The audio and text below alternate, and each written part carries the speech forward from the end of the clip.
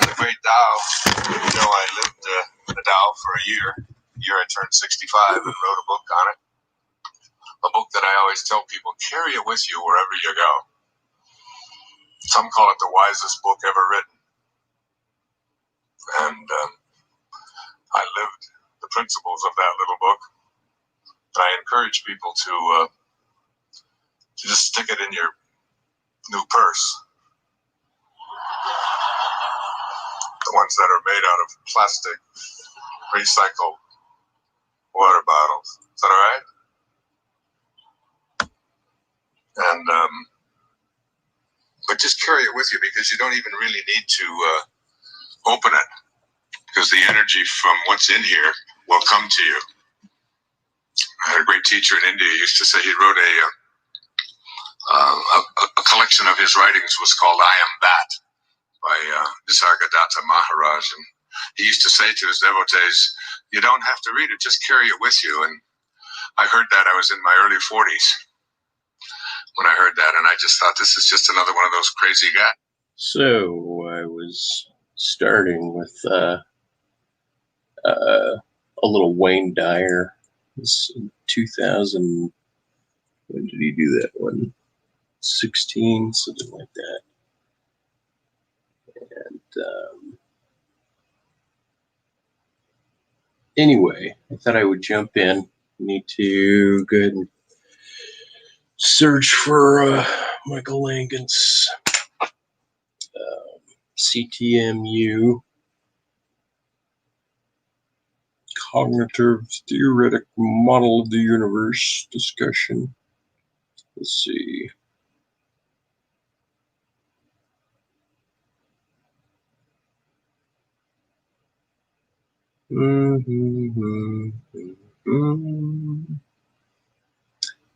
And so far, my one moment.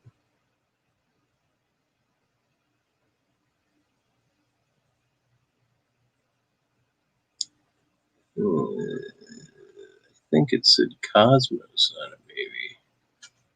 I'm just going to add that to the search. And let's see. 2019. So, see, I listened to this other, I have this, maybe it's a bad habit of listening to one interview and then wanting to comment on it. But inevitably, it seems like I pick up on a second interview or another interview where different things are said. So, let's see. Christopher Michael Langan, first person, 2001. That'd be interesting. But I think I'm going to go to Christopher Michael Langan interview 2019. Interview, wait. Coast to coast. How about we do coast to coast? And then I'll stop it anywhere. Anyway, part of what Christopher Michael Langan as my preface, so I'll just kind of give a quick preface of what my general disagreements are with the cognitive theoretic model of the universe. Or maybe it's not so much in that per se as it's his claims on a knowledgeable means, a logical means of getting to God. But it seems as if, and he's outwardly saying that he believes in a personal God and an impersonal God, that these are co-domains, but that the personal God is one that you can respond to. Although before I get into that, I also often say referenced and index, right? That you're trying to reference something that's indexable. And Christopher Michael Langan's uses the phrase categorical, or I think it's categorical, like catalog. And that there's these categorical spaces. I think that was the word that he used. But he didn't say spaces, categoricals, right, which include all abstracts. And anyway, so my first, or the thing that bothers me about the CTMU, first of all, is that there's this idea that all things are inclusive within any set that's considered to be the greater set of the item, meaning the domain in which the item emerged is a greater domain than the subject of the item. And that in order to, I guess, resolve which domain you're talking about, you have to speak of a couple features of that domain. And anyway, obviously this is ad hoc. I'm throwing, not ad hoc, but my response is not with his work in front of me. I'm working on the painting and all. But basically, it has something to do with the idea that anything that basically starts off with the idea of the absoluteness of the universe, like as a single oneness, and that its interior is where divisible categoricals begin to emerge, right? And this is an analog to it is the Big Bang, but the how to put it, the thing I don't like is that, well, God, it's well, okay, I'm just going to start playing, because obviously I'm on something specific, but it's nuanced to how it is he phrased it, and without him speaking, what's the point of trying here? So this will take me a little while, but I might as well jump on. As far as I know, welcome to this might have been the one episode of Patterson in Pursuit. So here we go.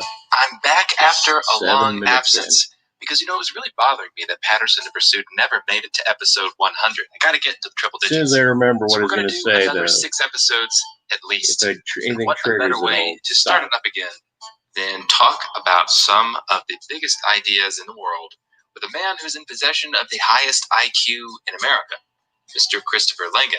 Not only does he have an IQ somewhere in the 200 range, but he's also got a fascinating story, which I highly recommend everybody check out. Chris Langan is a guy thinking about the deepest questions of reality and our relationship to it, and he's not an academic. He is, in fact, working outside of the academy. He's had a bunch of interesting blue-collar jobs, like being a bouncer. He's currently a rancher. And I think he's one of the examples of very highly intelligent individuals being rejected from the modern academy for not having the right psychological characteristics. See, academia doesn't just select for things like IQ, it also selects for things like timidity, passivity. It rewards conformity and groupthink. And I think, as you'll hear just in our brief conversation, Chris does not embody many of those traits. And nor do I, which is why we had a wonderful conversation. So in our talk, we covered many. Well, I've always admired the idea of the rogues. Like Wittgenstein was a rogue, Langan is a rogue, and by a rogue, academically, I just mean like somebody that shows up on, without the credentials and the academic credentials. The thing I don't like about Christopher Michael Lane is he keeps harping on that, like, no, because I'm not an academic, you guys aren't going to publish my stuff, and like it's academic, but yeah, I know that it's, it's true the way I see it, it's true the way I view it. And the problem with the problem partially with Langan's philosophy is that it itself believes it's answered all of the esoteric explanations or references, or in his case, categoricals, that can be noted. And that, to me, separates off not emergenceism itself, meaning that new things show up and that those could be categorized and that those new things emerge. It's not like that. What it is it's the idea that some of those things are not only the categorical that it's attempted to be exacted to is held as like the most probabilistic or something to that effect, and such that the person's relationship to the category seems to be, if it's an undisambiguatable category, then that the first person's any individual node as a person has a relationship to that undifferentiated or non-disambiguatable category. And so the attributes of said category do not necessarily fall in line with all the other things that Christopher Michael Langan might presume are normatives or normal patterns in language. I mean, like, I don't mind that he's developed this model. It's that he believes that the model has no exception, meaning that it would be impossible either to disagree or in a manner falsify the whole model, meaning not logically impossible to falsify, but like it's almost like it's stated as such, and it's merely stated as such. So it's not of a religious manner, and yet some of the premises that you have to hold religiously. Okay, so that being said, let me get back to whatever this interview is with him. And I think he wants to group everything together, is what I'm saying. Like, I think he wants to say these undisambiguatable categories are like disambiguatable enough, but that would be like a type of projection that he's putting on it in order to allow it as an inclusive component within this inwardness of a system. Because he also views the universe as a closed system, and meaning because like whatever the extremity or the absolute outline of the system would be, he thinks, or of the universe, would delimit what a closed system is. But when asked about aliens, then he's a secularist, and he kind of grants the possibility and the higher probability to them. But that kind of ex parte notion of an alien, I don't think he's going to elaborate on. Here we go. Oh. Come on, buddy. Check it up. These subjects. We spend the first maybe 20 minutes or so discussing academia and perhaps our reasons for a more pessimistic view of the modern academy. But then we also have a brief discussion about IQ, and we spend the rest of the interview talking about his CTMU, which is his own theoretical work called the Cognitive Theoretic Model of the Universe. It's his attempt at a kind of theory of everything. So in a theory of everything, it covers a whole range of topics, including subjects like what is information, how central is language, are there any paradoxes in the world, can you have experiences that are detached from any kind of conceptual content. We cover interpretations of quantum mechanics and whether people like Einstein and Heisenberg can both be correct just from different perspectives. We have a little discussion at the end about God and ultimate reality. So it was just a delight to talk to somebody that has spent some time thinking about these issues, and I think you guys are really going to enjoy it. If you want to learn more about Chris, I suggest just Googling him or checking him out on YouTube. He's got some interesting interviews out there. There's a website which gives a pretty good summarization of some of the ideas called hology.org. That's HOLOGY.org. And you can also find him now on Patreon. If you go to patreon.com/CTMU, or I think if you go right now to CTMU.org, it will redirect to his Patreon page, where you can find more information about his work and you can contribute to his project.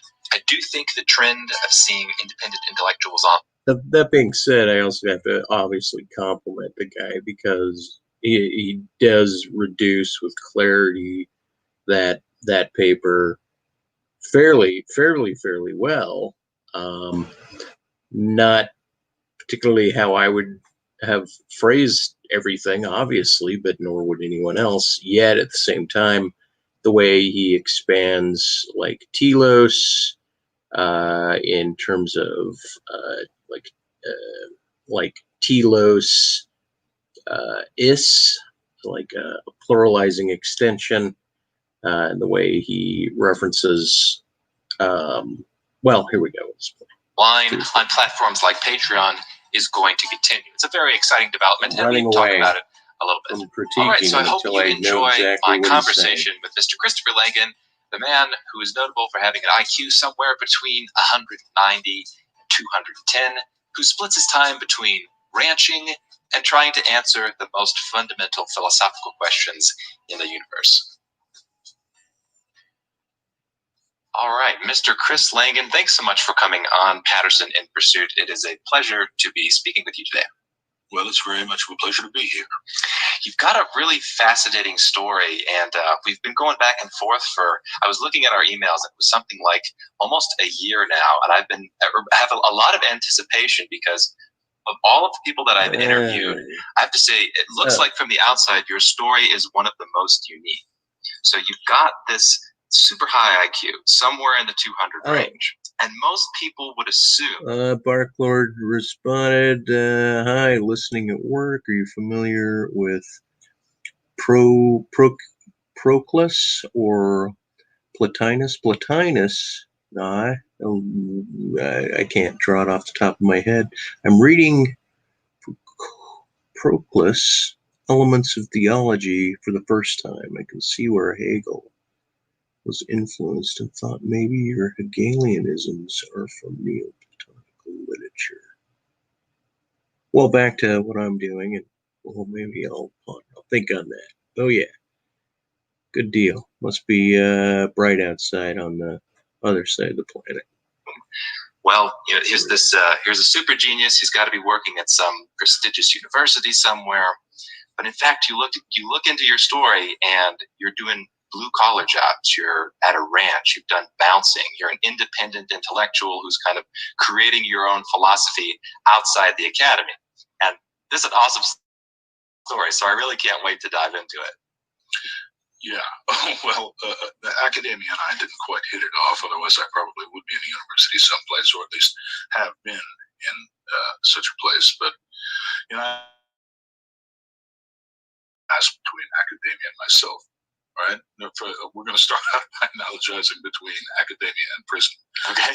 Well, I mean, you're kind of incarcerated there. You're more of an inmate than you are a student these days, and that was true actually when I was in school about 50 years ago. And prison inmates have jackets, right, which are dossiers that record their penal history and kind of precede them throughout the prison system. So we all had these. Have you ever had one of your instructors? You remember back when you were in kindergarten, grade school, and so forth? They would tell you, caution, young man, this is going on your permanent record. Right. Okay. Well, your jacket, the thing that follows you through the penal system, is analogous to your permanent record in academia. And the things that go into your permanent record when you're just a little kid, for example, if you get into fights in kindergarten, that's going to be in your jacket when you get into college. Well, and by the way, Barklord Piero has Illusions Exist Discord channel. He's trying to add to that, and yeah. Oh, okay, here we go. Let's see. It's interesting. I wonder what you mean by my Hegelianisms are from Neoplatonic literature. I mean, these things don't stop. They're continuous from the time you start school until the end. Now, my family had a very kind of a tough road to hoe. We were usually the poorest people in town. You know, we didn't have a heck of a lot of food to eat or clothes to wear or anything like that. And, you know, it was kind of rough and tumble, so things got on my jacket. I mean, I was never incarcerated or broke the law or anything like that. Never broke the law. You know, in school, you get into fights and things like this, and apparently some of that stuff made it in my jacket. And finally, when you get enough stuff in your jacket, academia just doesn't like you anymore. Right. And this is probably what happened to me in academia, as nearly as I can tell. Of course, you can't get access to your own jacket because this is in a lock. Well, it was interesting to listen to Wayne Dyer before this, because he was talking about how you have to forgive everything that happens in your world and what happens to you spiritually when you forgive. And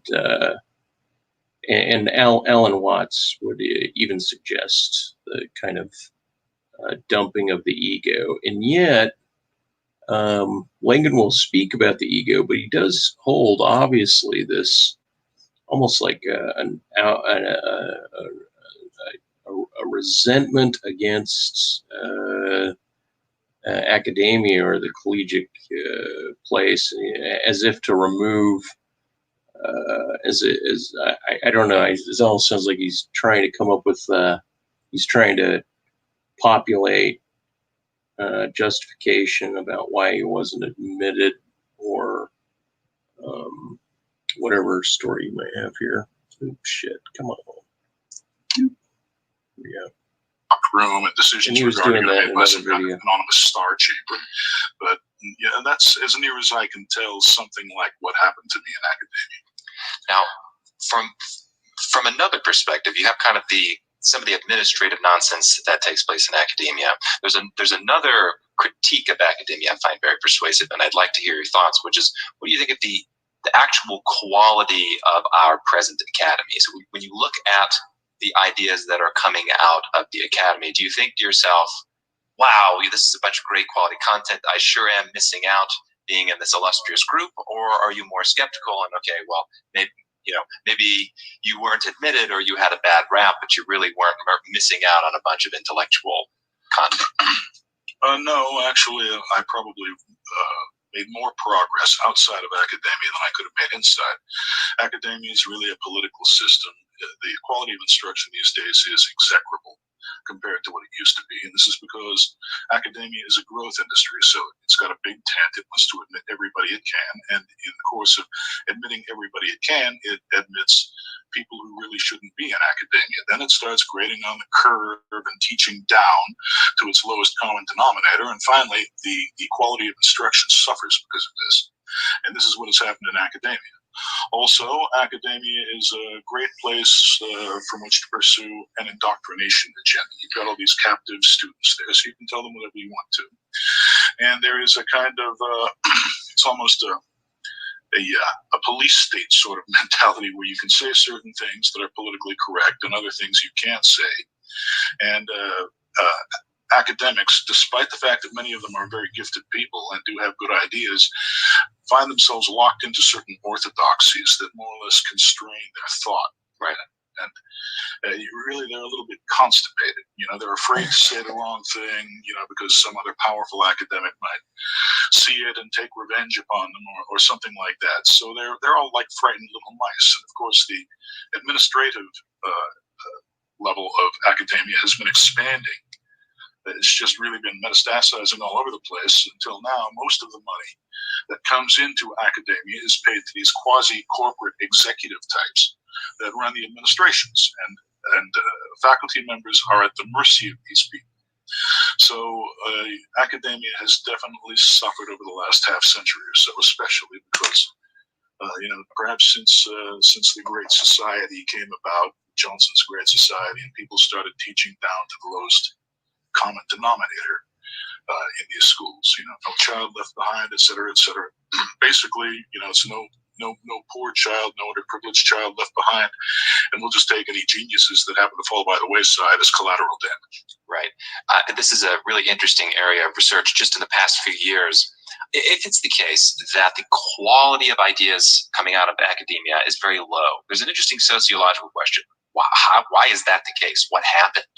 And so this is an area I'm researching. And I found that politics, both governmental and non-governmental, actually have just a gigantic impact in terms of not only the quality of research that comes out of the academy, but even the topics and the paradigms through which individual academics do their research. It's like one of the areas I'm researching now is the history of quantum mechanics, because I think there's quite a lot of poor quality ideas that people appeal to various interpretations of quantum mechanics to justify. And so I looked into the history, and it's shocking. The actual history of the development of some of the ideas of quantum mechanics are, I would say, a scandal.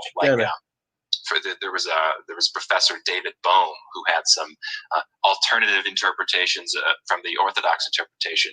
I mean, and he also had some political beliefs, like he was a communist. And so I guess for decades, if you were sympathetic to Bohmian mechanics, people thought, oh, well, you might be a secret commie.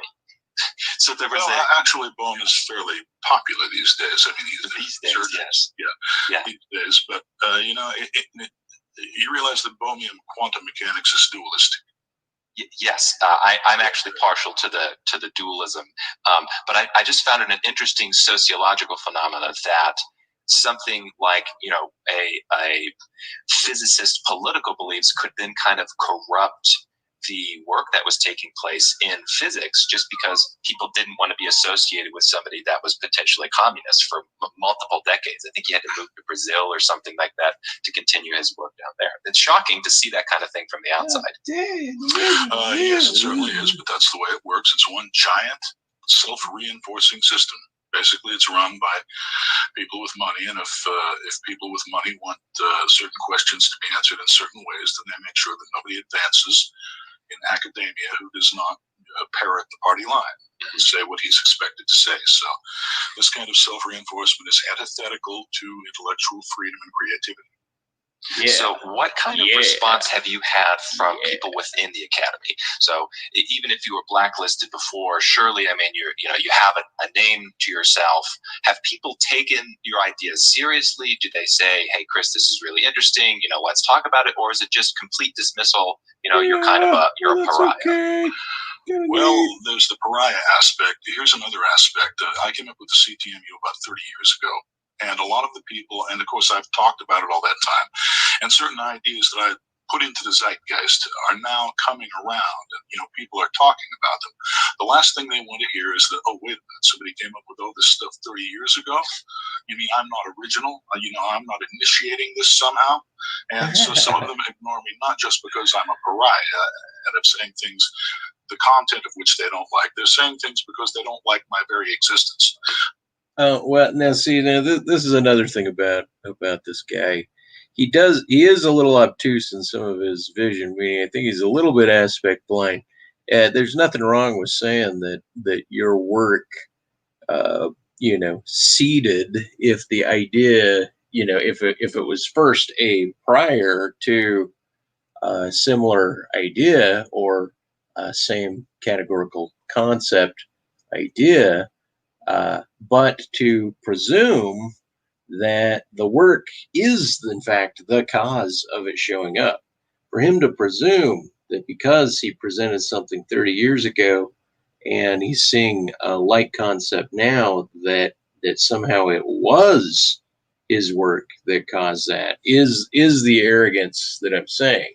Like, it probably wasn't as prolific as he's presuming, but this is what he's stating anyway. It's kind of a taking credit for things. I know people that have done that. Oh, let's see. I understand this critique of academia is related to the influence of money, neoliberal economic. Most people who criticize the academic institution complain the Marxist influence. Oh, yeah. Well, that does seem to be the case. Oh, okay, here we go. Continue the fact that somebody could be there 30 years ago saying these things, and that they went ahead and behaved as though he never existed and said things that are redundant, essentially. That are not as original as they thought they were. And I find that this is a problem that occurs now when I am dialoguing with academics. Now, do you have active correspondence with academics, or is it you reaching out to them and they don't want to entertain serious conversation? No, I've published 3 academic papers in the last couple of years, and I'm some groups that actually are quite, they're on the very cutting edge of the theory of quantum consciousness and quantum mechanics in general and quantum interpretation. So I'm right there. I'm talking to Nobel Prize winners in the field. And you feel like they're actually maybe privately more open to having some of these conversations than perhaps what they could do professionally or publicly? Yes, absolutely. For instance, there's no one who will argue with me now that they've seen me in action for 2 or 3 years. I have very little opposition from any of them. They just believe what I say because it almost always turns out to be right. But they can't go back into their cloistered academic environments and speak on my behalf without still, encountering a certain amount of resistance. And most of them, unfortunately, are too timid to take that risk. So, in other words, I get the respect of individual academics, but they're not willing to back me up within the system. Yeah, I've had a fascinating conversation with Brian Kaplan, who's a professor at George Mason University, and he wrote a book, I think it was called The Case Against Education, which is more of a provocative title than it was a provocative book. But he made some interesting points that I hadn't thought about, that the academy doesn't just select for intellectual prowess, it also selects for literal psychological characteristics. And I think timidity is one of those characteristics that even if you're, highly intelligent, you're producing a lot of great content, if you aren't, I should say, if you have a spine, to be compliant. Yes, right. If you have a spine and are willing to stand up and defend and attack when necessary, it seems like the general academic will just shy away, and you're automatically disqualified just kind of on psychological grounds. Well, correct. Basically, academics never want to say that any one person is right, because in so doing, they're saying that a number of other people are wrong, and it's not politically correct. You can't accuse anybody of being wrong these days in academia. Right. It's almost as though the concept of truth has totally gone by the wayside. Right. Academia, as though truth is a relative concept. So that's certainly not the case. It never has been or never will be. I completely agree. And I remember specifically that. So that idea has both philosophical profundity and practical profundity. I agree. In another interview, I think he gave an example of relative truths, talking about like the relationship of a number to another number, or the idea of a group of variables relationship to another group of variables. But he is, he's a huge proponent not only of stating that there is the truth, he'll categorize it in certain well-spoken means, but he'll also, it seems he comes down heavy-handed on it. He doesn't, he believes he's approximated it, if not exacted it. And I think it's that kind of arrogant belief, meaning, once again, my criticism of him is that he thinks that his point of view is necessarily airtight. I think the idea of truth, objective truth, has been lost with our current academic system. But I do want to ask you, it's lost, but I want to ask you. You decided to continue your intellectual pursuits then outside the academy, and are maybe doing some more work now. At Wittgenstein, I resolved to go the hard way. Right. Yeah. So how, just practically speaking, like day to day, how do you usually spend your days? I know you've got a ranch, but how much time do you spend that's just dedicated to reading and writing and thinking versus doing more practical things? I get up in the morning and I usually try to work on my theory, and then I go out and do whatever chores are necessary on the ranch. And I try to check into our forums, Mega Foundation forums. I also run a nonprofit See what foundation, kind of money I'm making. Aiming to optimize the intellectual resources of mankind. That's called the Mega Foundation. So I see to that business, and then I get back in whatever way I can to my work. most of which consists of the CTMU. Sometimes I take a little break for relaxation. My wife and I have been looking at a few TV programs recently. Amazing amount of sheer propaganda in coming out of Hollywood these days, by the way. But yeah, that's pretty much it. I spend as much time as I can on the CTMU. I'm kind of monomaniacal in that respect. So you said you're working. You have started the nonprofit Mega Foundation. Is that, you don't have to go into details here, but how is it that you have? How do you raise funds for that? Is there like a group of people that contacts you and they pledge money to it, or is this something like, how are you able to finance something like that? Well, we've been financing it out of our own pocket for years. Recently, we discovered Patreon, and I got a Patreon page there. Sometimes people make donations of their own free will, not too many, but there are people who do that. So now it's turning into something previously that my wife and I had to pay for out of our own pockets, to something that people are actually helping with. That's a very good sign.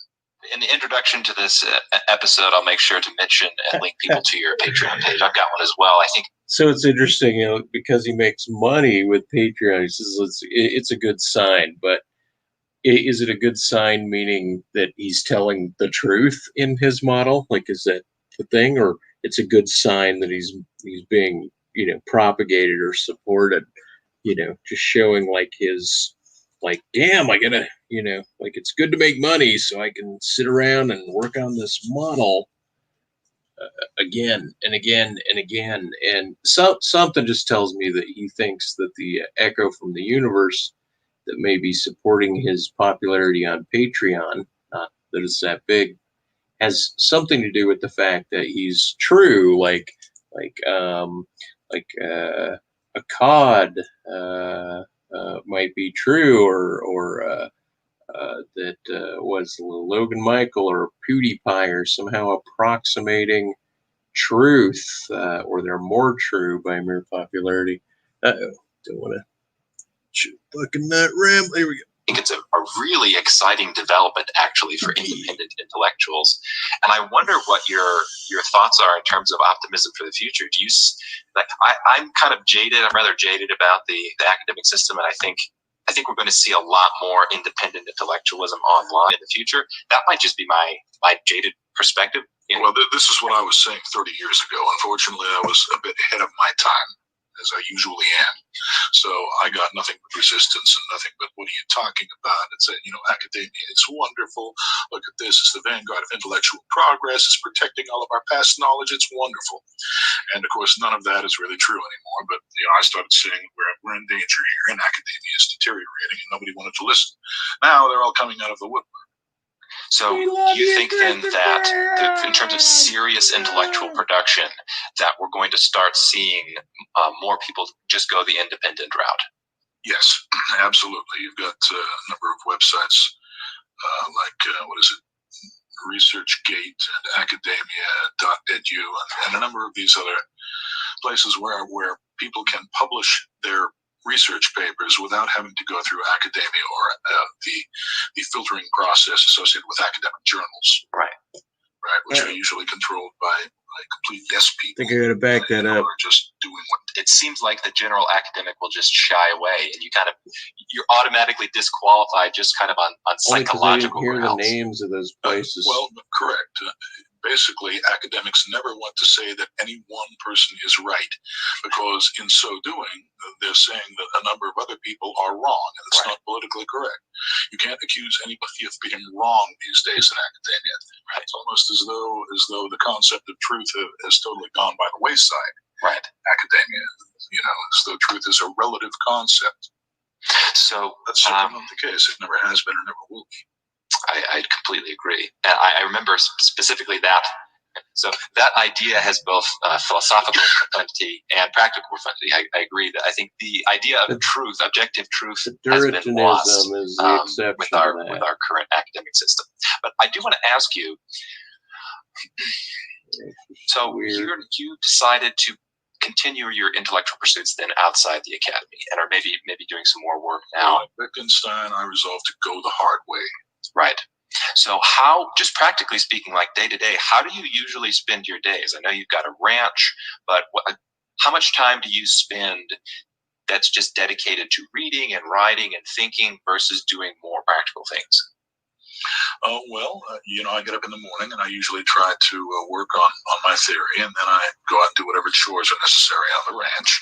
And I try to check into our forums, Mega Foundation forums. I also run a nonprofit foundation aiming to optimize the intellectual resources of mankind. That's called the Mega Foundation.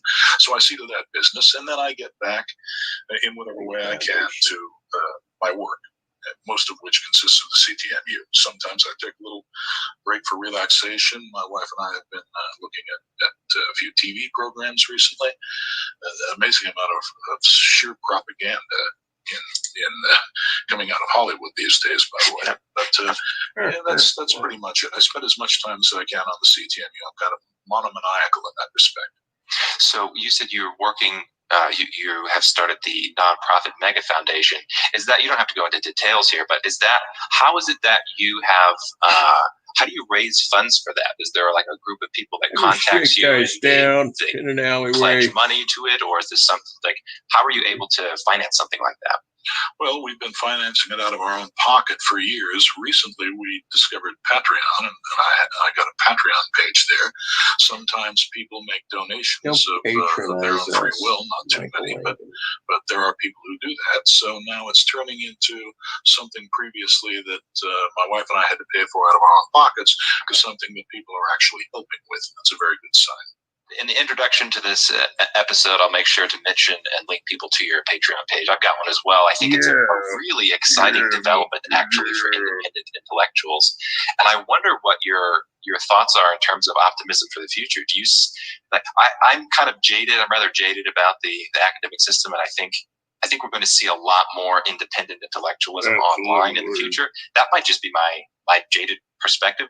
Well, this is what I was saying 30 years ago. Unfortunately, I was a bit ahead of my time, as I usually am. So I got nothing but resistance and nothing but, what are you talking about? It's academia, it's wonderful. Look at this, it's the vanguard of intellectual progress. It's protecting all of our past knowledge. It's wonderful. And of course, none of that is really true anymore. But I started saying we're in danger here, and academia is deteriorating, and nobody wanted to listen. Now they're all coming out of the woodwork. So do you think then that in terms of serious intellectual production, that we're going to start seeing more people just go the independent route? Yes, absolutely. You've got a number of websites, like, what is it, ResearchGate and Academia.edu, and a number of these other places where people can publish their research papers without having to go through academia or the filtering process associated with academic journals. Right. Who would have thought? Right, which are usually controlled by yes people, who are just doing what they're told. Yeah, and I've argued with many academics on this. They tend to attack. They have attacked me at least more in the past now than they have recently. I have to do a more critical when defending the merits of the argument academy, against the they'll fellow. say, "Oh, well, there's an education you get inside the academy that you can't get on your own." It's like, okay, well, you got to bend over, pay a lot of money for it. Yeah. Well, yes, exactly. Right. Can you specify exactly what are the ideas? Like, it's book recommendations, it's discussions. I can have all of those things by myself. Like, I don't need to pay $50,000 to have book recommendations and precisely presence of PhDs. Precisely. Most of what is valuable in academia eventually comes out in book form, and oftentimes those books are written more clearly than what you would get in a lecture in the university.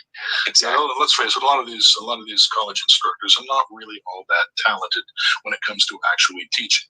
They just hand you your notes, they hand you the textbook, and aside from that, you're pretty much on your own. Well, if you're pretty much on your own, what are you paying $50,000 a year for? Exactly. Well, why? So this is the problem that I think. Well, I think that that's a joke that Matt Damon made in Good Will Hunting, where he plays a super duper duper pooper smart guy, and that Christopher Michael Langan just fucking stole it like a chump. Academia is now facing, and it's really a kind of watershed moment, and they're going to have to decide whether they want to. And didn't give Matt Damon credit for that one, boy. And Matt Damon obviously was the reason why you came up with that idea, but boy, you're not going to don't give him credit. teach and educate or make a lot of money as though they're a big meta corporation. So last question on the topic of academia. This, I think, is a legitimate criticism of going the independent intellectual route, though I think there's good answers to this question. But how do you then see a kind of system of collaboration emerging from independent intellectuals? Because the term that gets thrown around is peer review. Oh, you have to have the peer review of the academics. I think peer review in theory is a brilliant idea. I think peer review in practice, as practiced by the modern academy, is terrible. People are incompetent in the academy. You don't need a bunch of incompetent peers reviewing your work.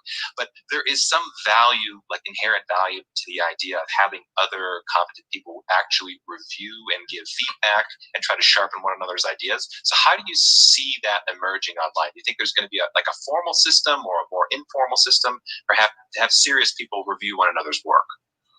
Well, it's already pretty chaotic out there. There are already all kinds of papers and ideas being published that are totally off the map. You know, there are a lot of people who are completely off the reservation, and what they're writing and talking about sometimes is very valuable. But the lack of peer review, the lack of subjecting it to the judgments of other people, it shows after a while. You know, certain things are being missed, certain things are being glossed over that are actually important, and certain outright mistakes are sometimes being made. So yes, peer review, if it were conducted properly, would be a very valuable thing, but it is not being conducted properly anymore. It has become, once again, a part of this self-reinforcing system I was talking about. Basically, the peers who are reviewing submissions to journals are parroting the party line, and if you depart from orthodoxy in any way, oftentimes they're just going to circular file your paper. Well, look, just listen to this guy, right? He's, first of all, he wants to be rogue. He talks about the rogue. He talks about everybody publishing. And yet he doesn't talk about the virtue of just, like, if someone's way off the ranch, you're more than capable of critiquing it, or other people are, or making a peer review of that person's paper. And yet, by the same accord, he himself, by not being in academia, but now getting published, is also partially off the ranch, and meaning he was considered as such, I suppose, when he had this hang up with academia in the first place. So it just seems to me like the guy's got a fucking axe to grind, and he really wants to be like the king of king shit. And it just shows in his ego. He doesn't even see the irony of how he's shifting all that around, or perhaps he does, but I don't believe he does. I think he thinks that he's actually describing the truth of the matter. This is not something that is worth putting up with. So the downside is at least as great as the upside is these days, and that's unfortunately not a good place for us to be. Do you see that turning around in the future, that you could have alternative, like Absolutely. semi-formal systems come up for people to review another's work? I saw this, 30 years ago. I mean, I tried to collaborate with MIT. I wrote papers, I wrote letters to all kinds of people who I wanted to collaborate in such an effort, and they were just, so what? It was like, no, we've got a perfectly, functioning system here, Academia Incorporated, and we're just going to stick with what we have. But of course, now people are coming out and talking about the same things I was talking about 30 years ago. And yes, it could work, but you've got to put... Yeah, but listen, he's talking about 30 years, the pre-fucking internet. Like, duh, I thought about that, and then when we do have the internet and they send out things, they don't want it. And, but now that we got this here internet, duh. I mean, it's as if he's unaware of what the technology has added. The right people in charge, because the people who are going to try to run such a system are going to be people who are naturally biased in favor of their own ideas and their own opinions. Oh, not unlike so him. Then they will simply recapitulate the kind of bias and prejudice that we see in academia today. So one more thing I wanted to ask you about is IQ itself. I think in our culture, people put a lot of value on IQ, and they think there is like a one-to-one correspondence with IQ points and like actual real intelligence. I would disagree. You disagree with the I would disagree with that immediately. IQ does nothing but get other people's backs up, and now they start actually becoming oppositional toward you because they have been taught that IQ is a complete fraud that has been perpetrated on people in violation of every known standard of social justice. Oh, that's what IQ is today. I think there's been I think that it's a backlash that we're experiencing. I think it's against IQ. I think it's split in two. They're definitely among the social justice types. You're right. I do definitely see that where they pretend it's just an entirely fictitious metric.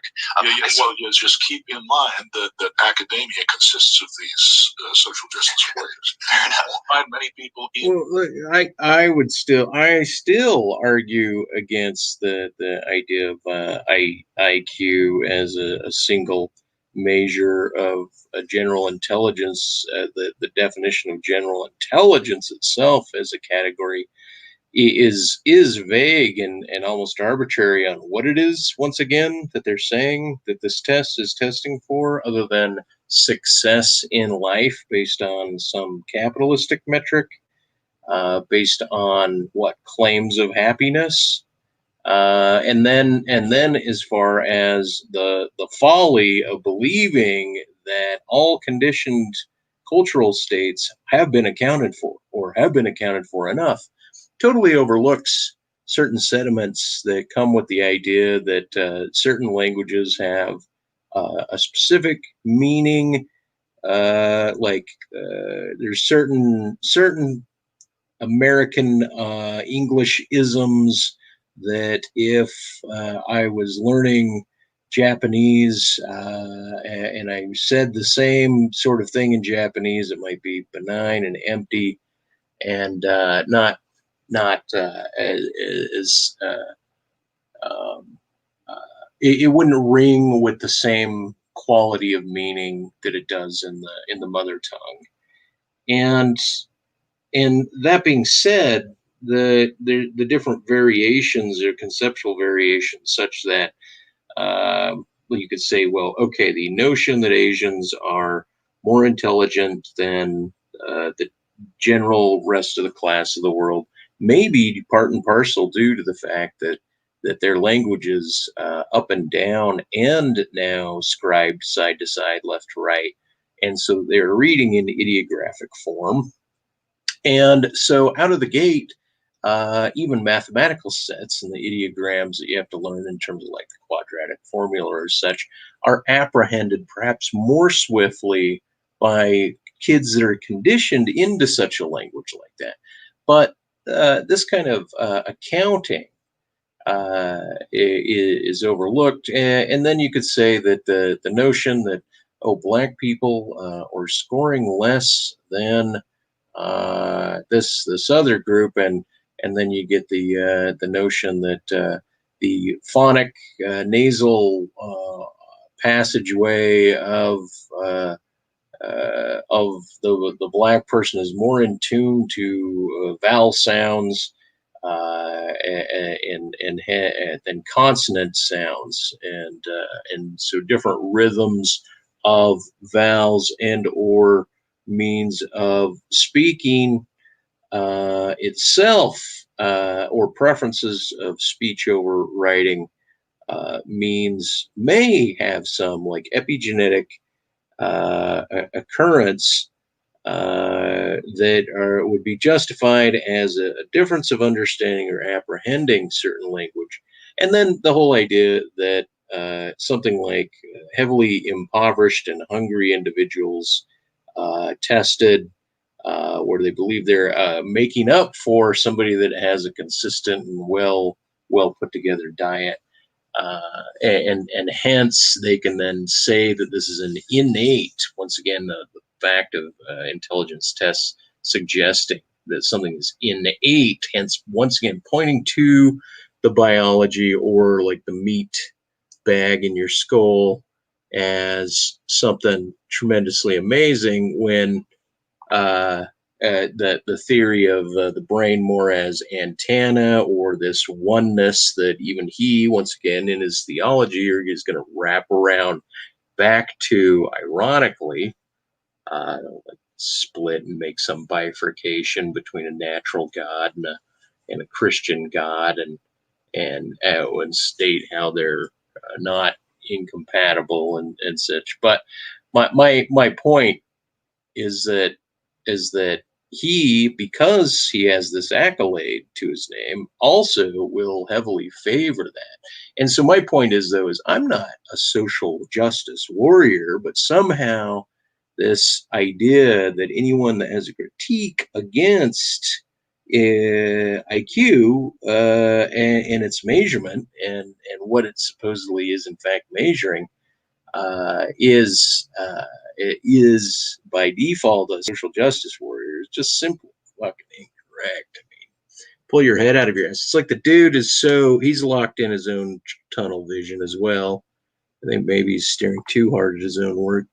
In academia who will actually stand up and say something that you can hear in favor of IQ these days, even though IQ is still heavily employed within academia itself in order to rank students, direct students, put certain people on certain tracks. Okay, that is, I think that is a fair point. However, so I think what I'm doing is I'm kind of dismissing a lot of the more justice-oriented criticisms of IQ, and I want to actually focus on the concept itself, because I do think it can be overblown in terms of its merit.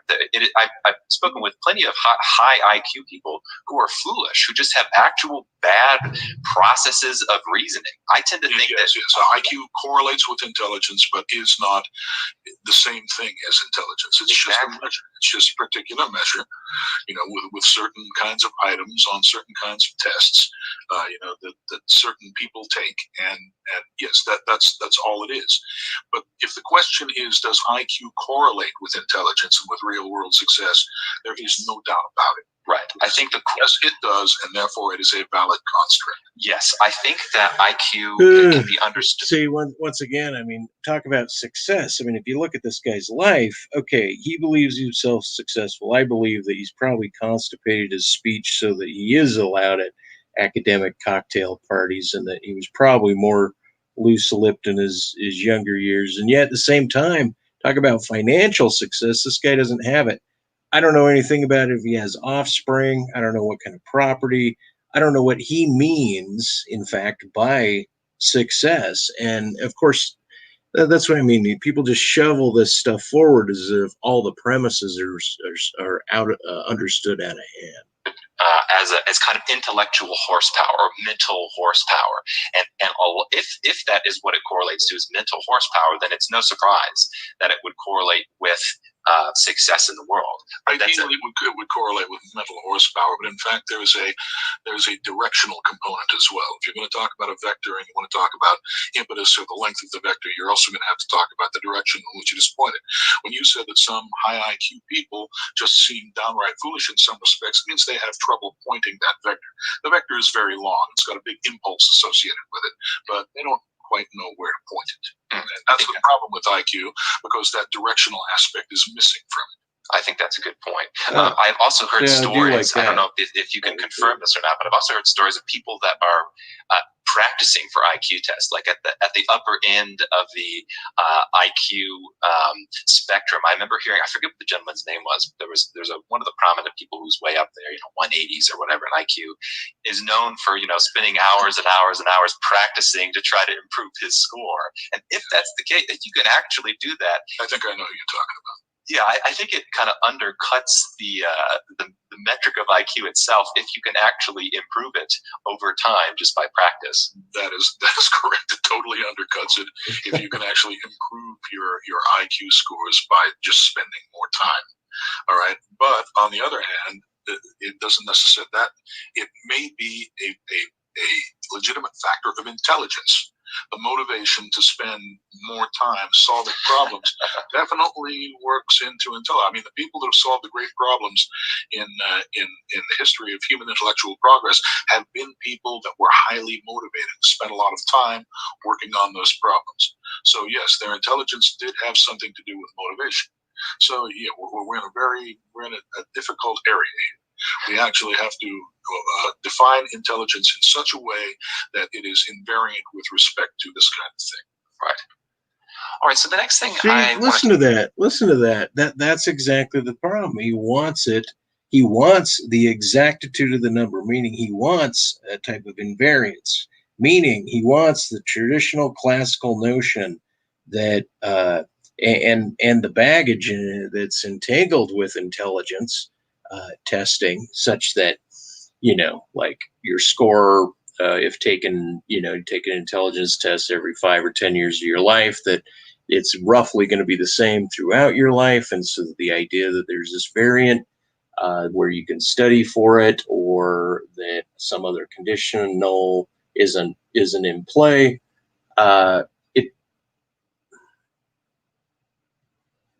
It seems as if he's foolish for wanting to believe in kind of this like biological solidification, almost as if once again a re-upping on the value of trying to concretize the human's relationship to said testing groups or groups of testings.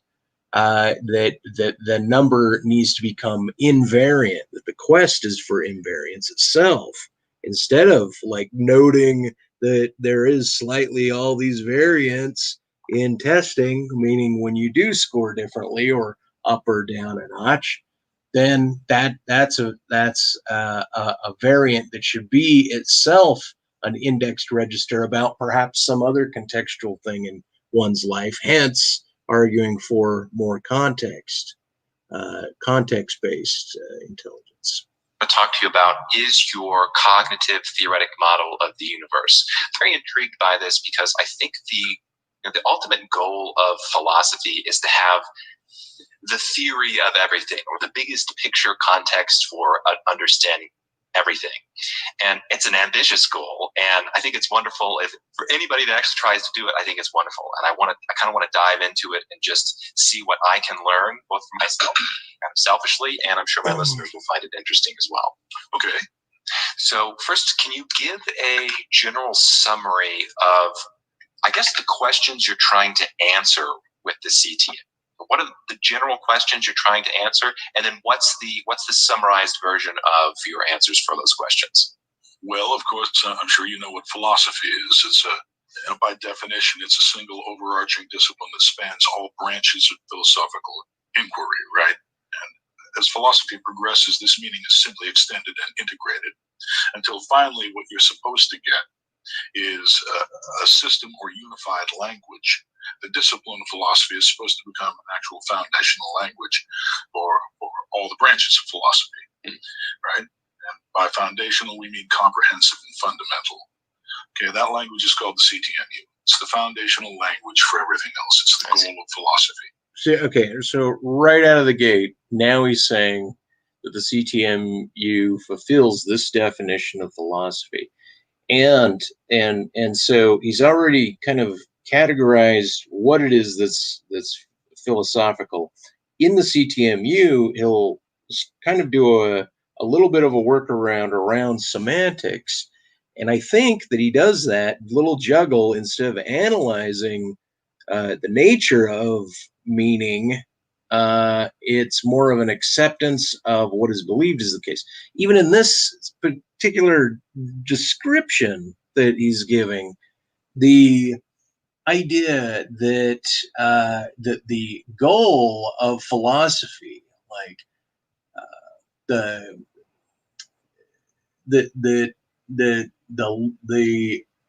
is necessarily to come to shared agreement, right? Instead of being open to the idea of a phenomenologist speaking about the individual's unique relationship to the world as philosophically sound. And in this case, Langan distributes kind of a general domain over everyone, a general category over everyone, But he allows the variance of difference, and in this case IQ. But in this particular case, the idea that something that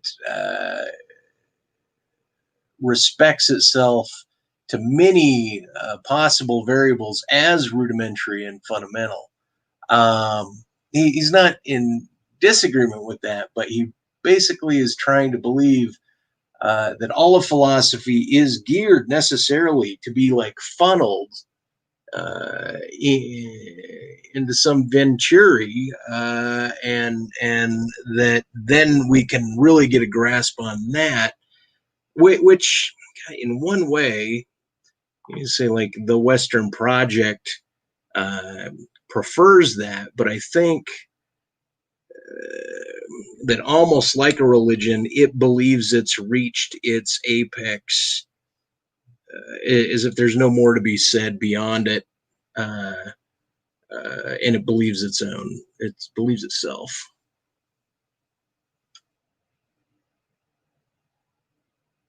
Funny.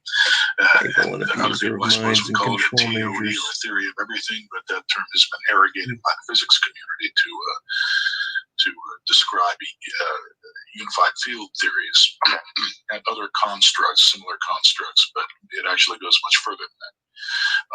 The physics of foundational physics, the foundations of physics is not really a very solid discipline, unfortunately, at this point. And for that, philosophy will be required. Enter the CTMU. That's what the CTMU is supposed to provide. It's supposed to be the bridge between philosophy and hard science, mathematics, and all the rest of it. And as such, it has to be formulated on the metaphysical level.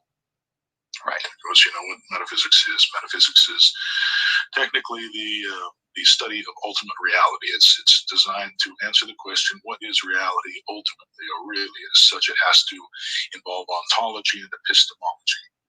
Right. Ontology and epistemology are coupled. See, to me, just the way once again he's framing it, instead of saying, instead of saying that the goal of philosophy is to describe human phenomena within these domains, no, it's to categorize these domains and put them forward as true. In the CTMU in a particular way.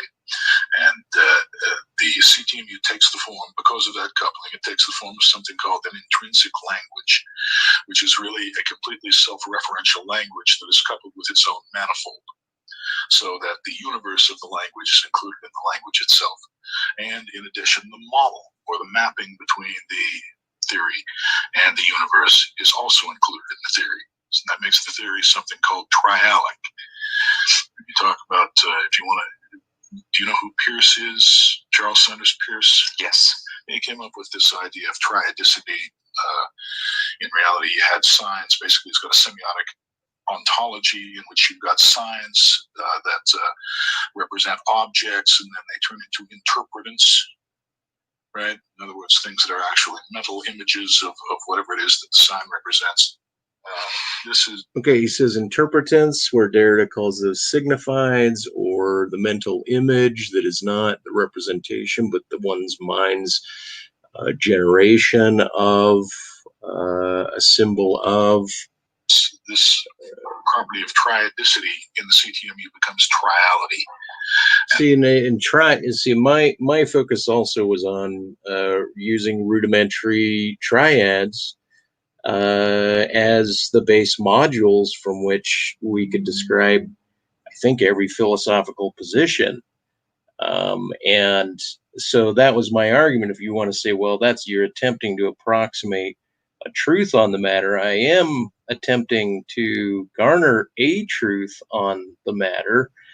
The CTMU attempts to do what Derrida was doing in terms of difference and deconstructing and bringing everything into a type kind of monad, and show the relationship of the symbol and the syntax, and talk about the different dialogic expressions that his description of dialogues granted.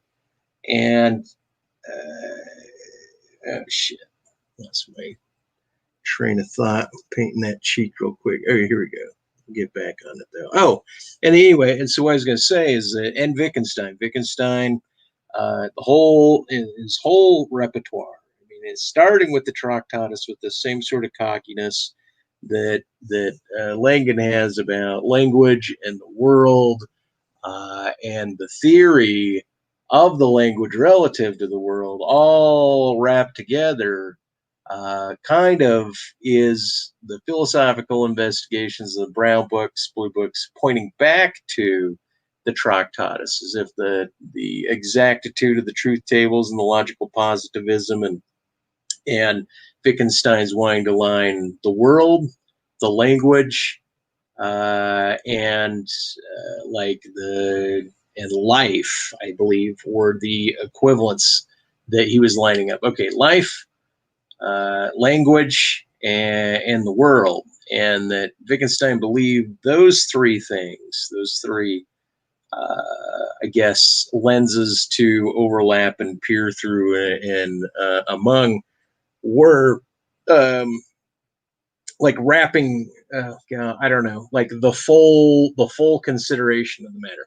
One of the foolish things that Wittgenstein said was, that which you cannot speak clearly of, you must pass over in silence, which I think is a bunch of bullshit, right? But Langan believes in that also, where I believe if you're intuited to and you're noting something's got your spidey senses on about an aspect, about what someone's saying, that they're missing something.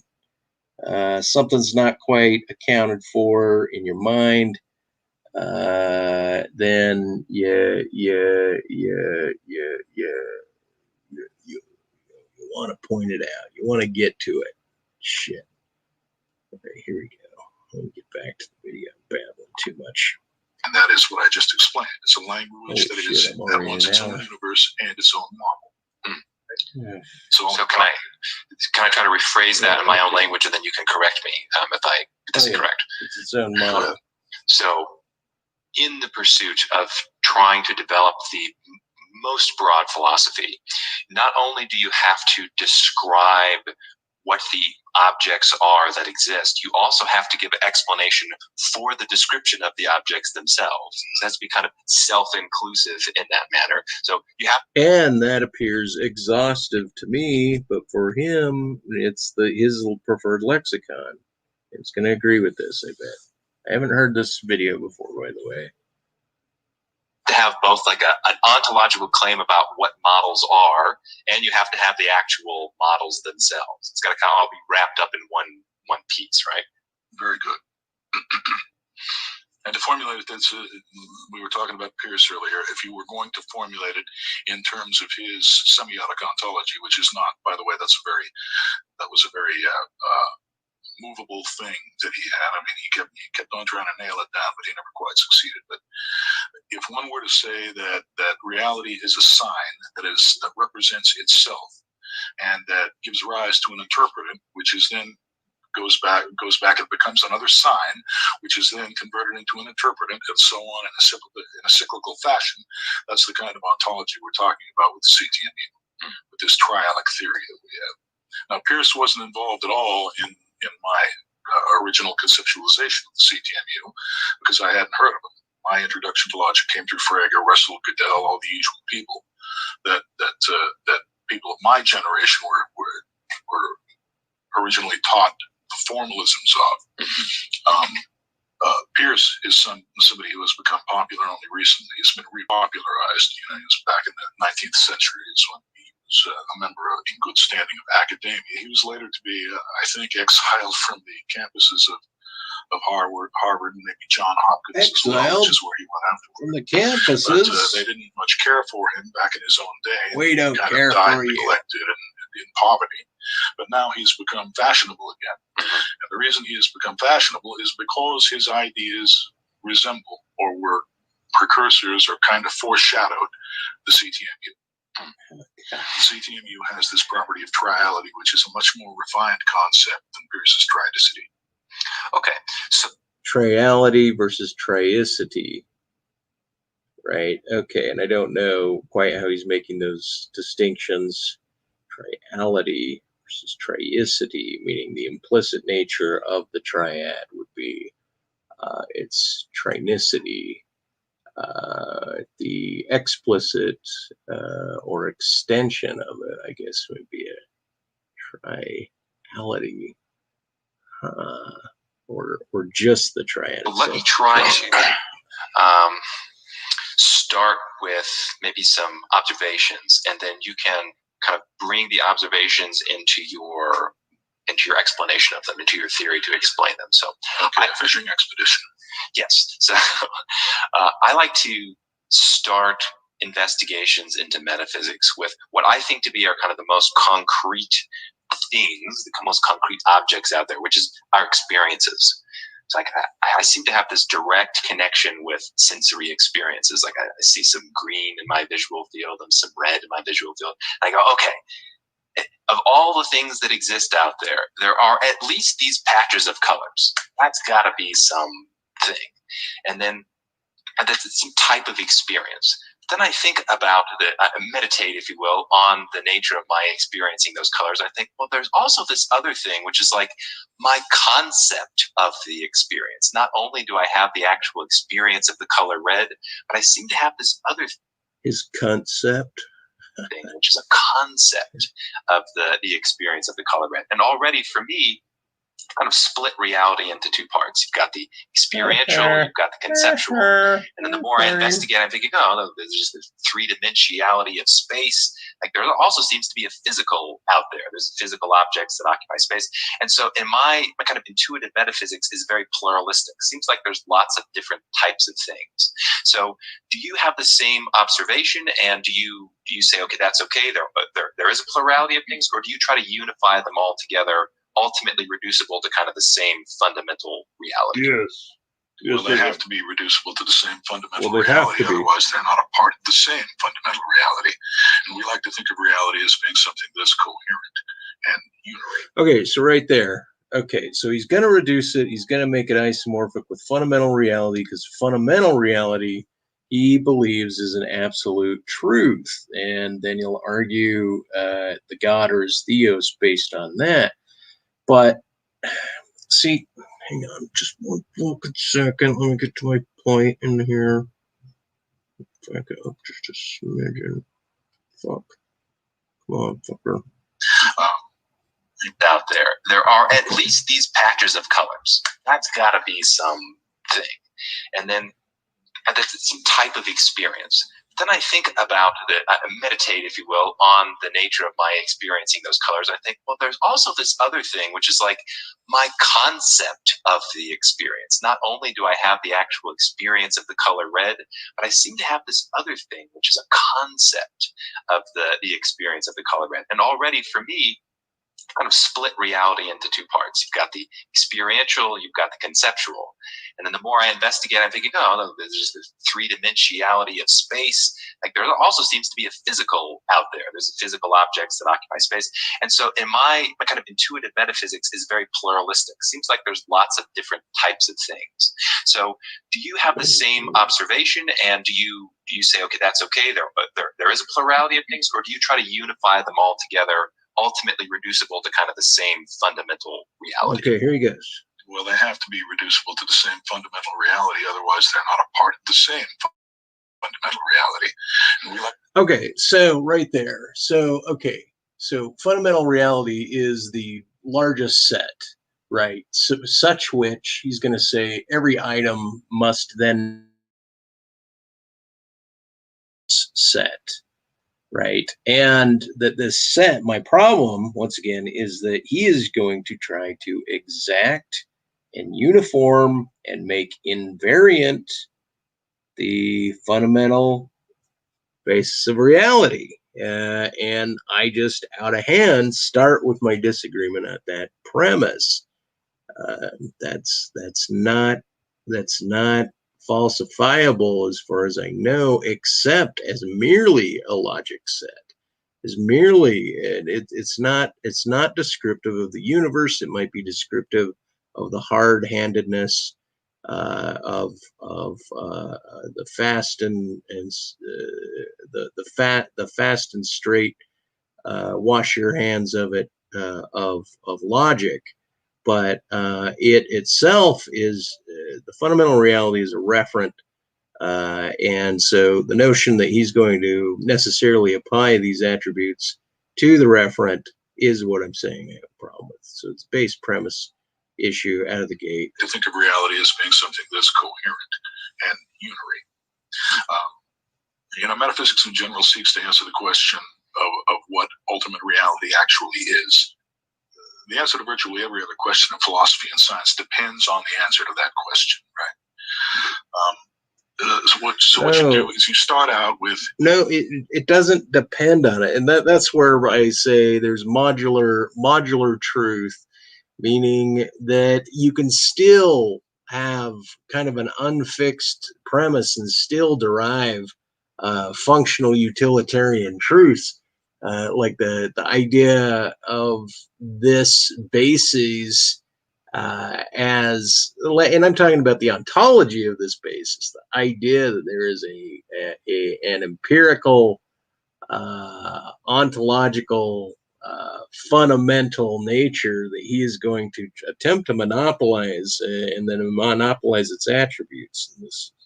You say you look outside yourself at the external universe and you see objects that display certain patterns, certain groups of colors and so forth. Well, the groups of patterns, of course, are formal. They're of a formal nature in the sense of Platonic form. And then you have instances, physical instances, external to yourself of those patterns. All right, obviously, the two are coupled or related. The CTMU takes those things, couples them, and then seeks the basic fundamental model of what those things are and how they get coupled. And in so doing, it comes up with an identity, something that distributes over everything in reality. And then it quantizes reality in terms of that identity, so that everything stays homogeneous, coherent, and unified. So your unification of these two things, can you put some concrete explanation? Like, are the actual things that exist, are they themselves colored? What they are, you have certain syntactic categories in your head, in the sense of Kant, and what you're seeing are instances or values of those. In other words, the values are related to a coordinate system, which you impose on your external universe. Okay. I'm granting now everything over to him, other than that what he's saying is a complete description, right? Meaning, I'll agree with what he's saying here, but I don't agree with the idea that he's trying to, once again, bring back the thrown out baby into the thrown out bathwater, and then dragging the thrown out baby to add to it again. And you're really talking about duality there.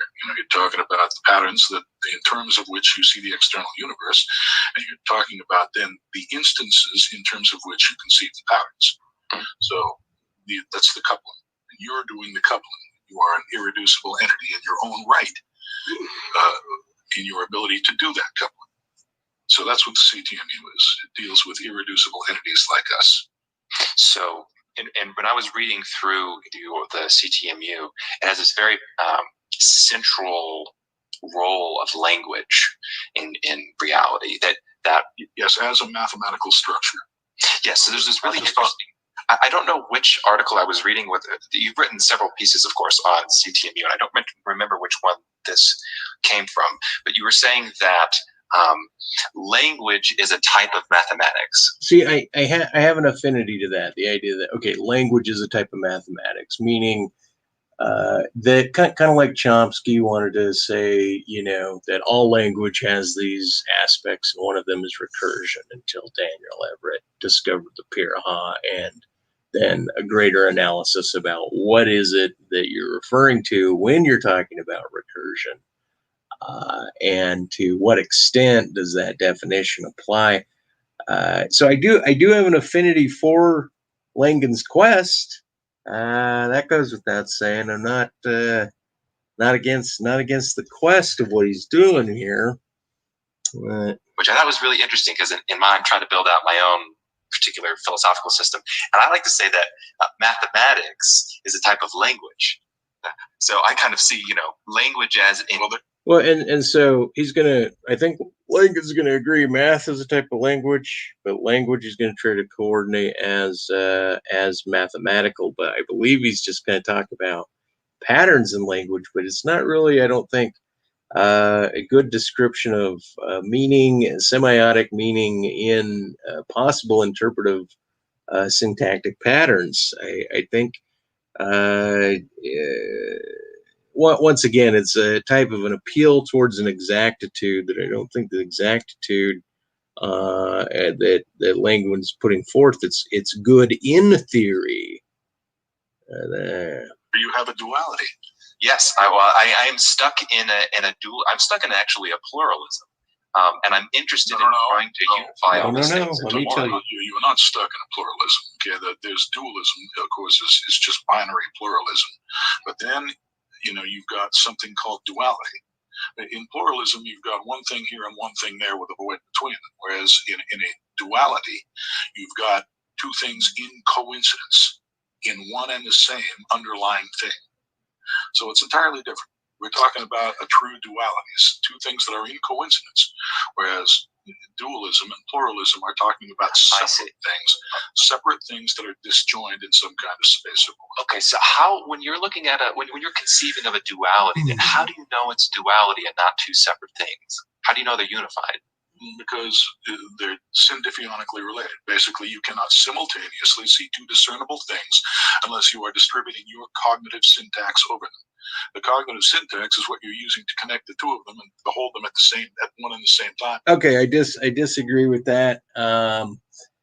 Meaning, like as soon as you register it, yes, you've distributed your context over it, but with the immediacy of an apprehension of like crossing, focusing on the tip of your nose, but simultaneously concentrating your intellect on the duplicity of the background that's appearing before the mind. It might take on this triangulated dimensional space that is coincidental. Like, okay, so that one is coincidental to this one. I'm just crossing my eyes, and so that one thing is splitting, and so it's coincidental. Like, it's that kind of like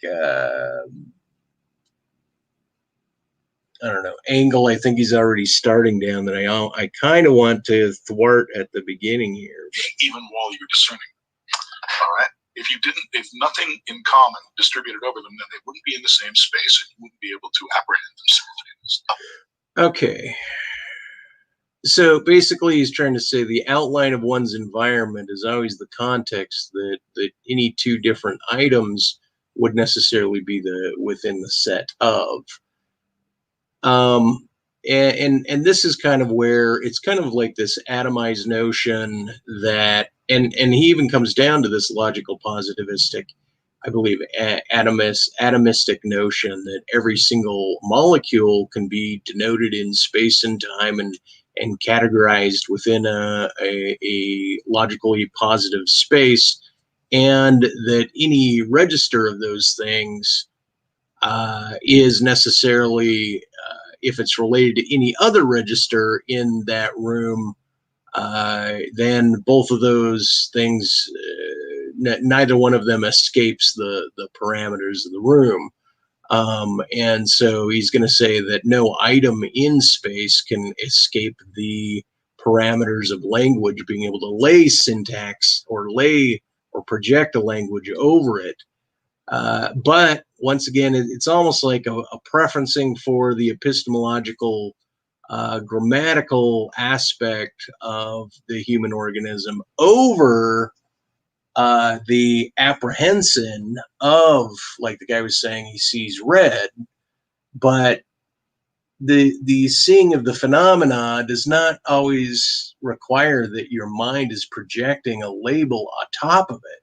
It's only when you're trying to triangulate it, you mean like, okay, I can see 3 red items in space now, right? But I can classify them as that and then talk about like there's a red cooler and a red heart and a red book, and meaning if I want to think about what's boxy and what's box-like, I would start with the book and the cooler, but even the heart is kind of box-esque in shape.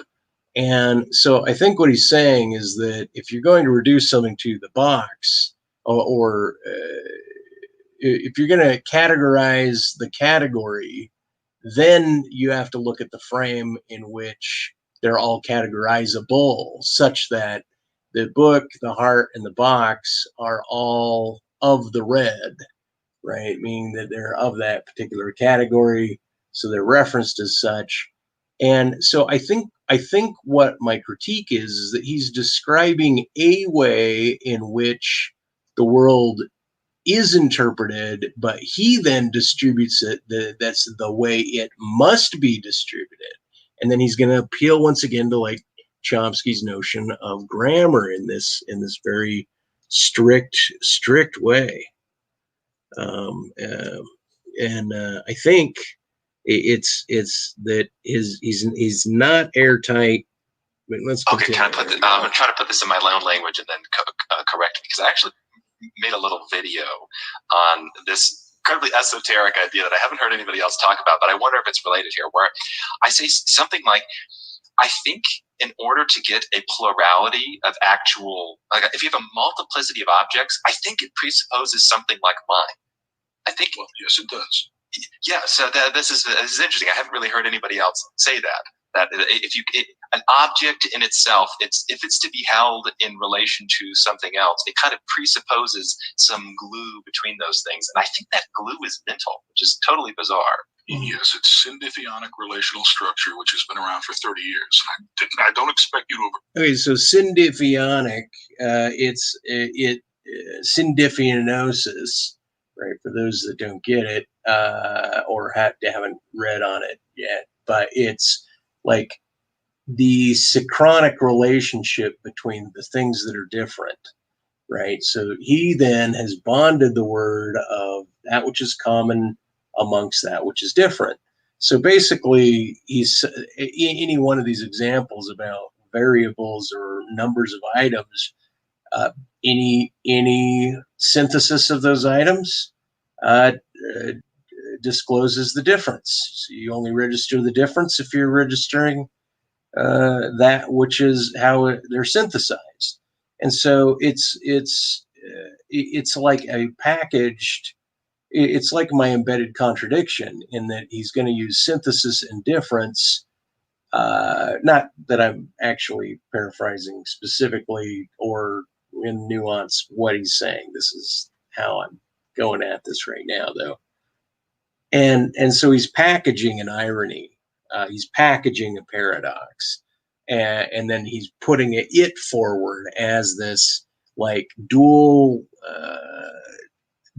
net over items, and it's merely a type of word game. But a lot of philosophers try to do this, like instead of oh, I'm an alternativist, they might say, oh, I'm an ulteriorist, and so my alterity and ulterioriness, those two being so different from one another, but they're both in the category of not being the mainstream.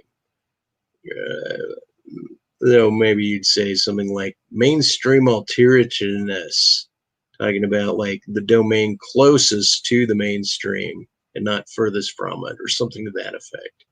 I've heard of it because it hasn't been, that well publicized because of the nature of academia. But believe me, the concept is there. You're distributing your own mind or cognitive syntax over everything you perceive.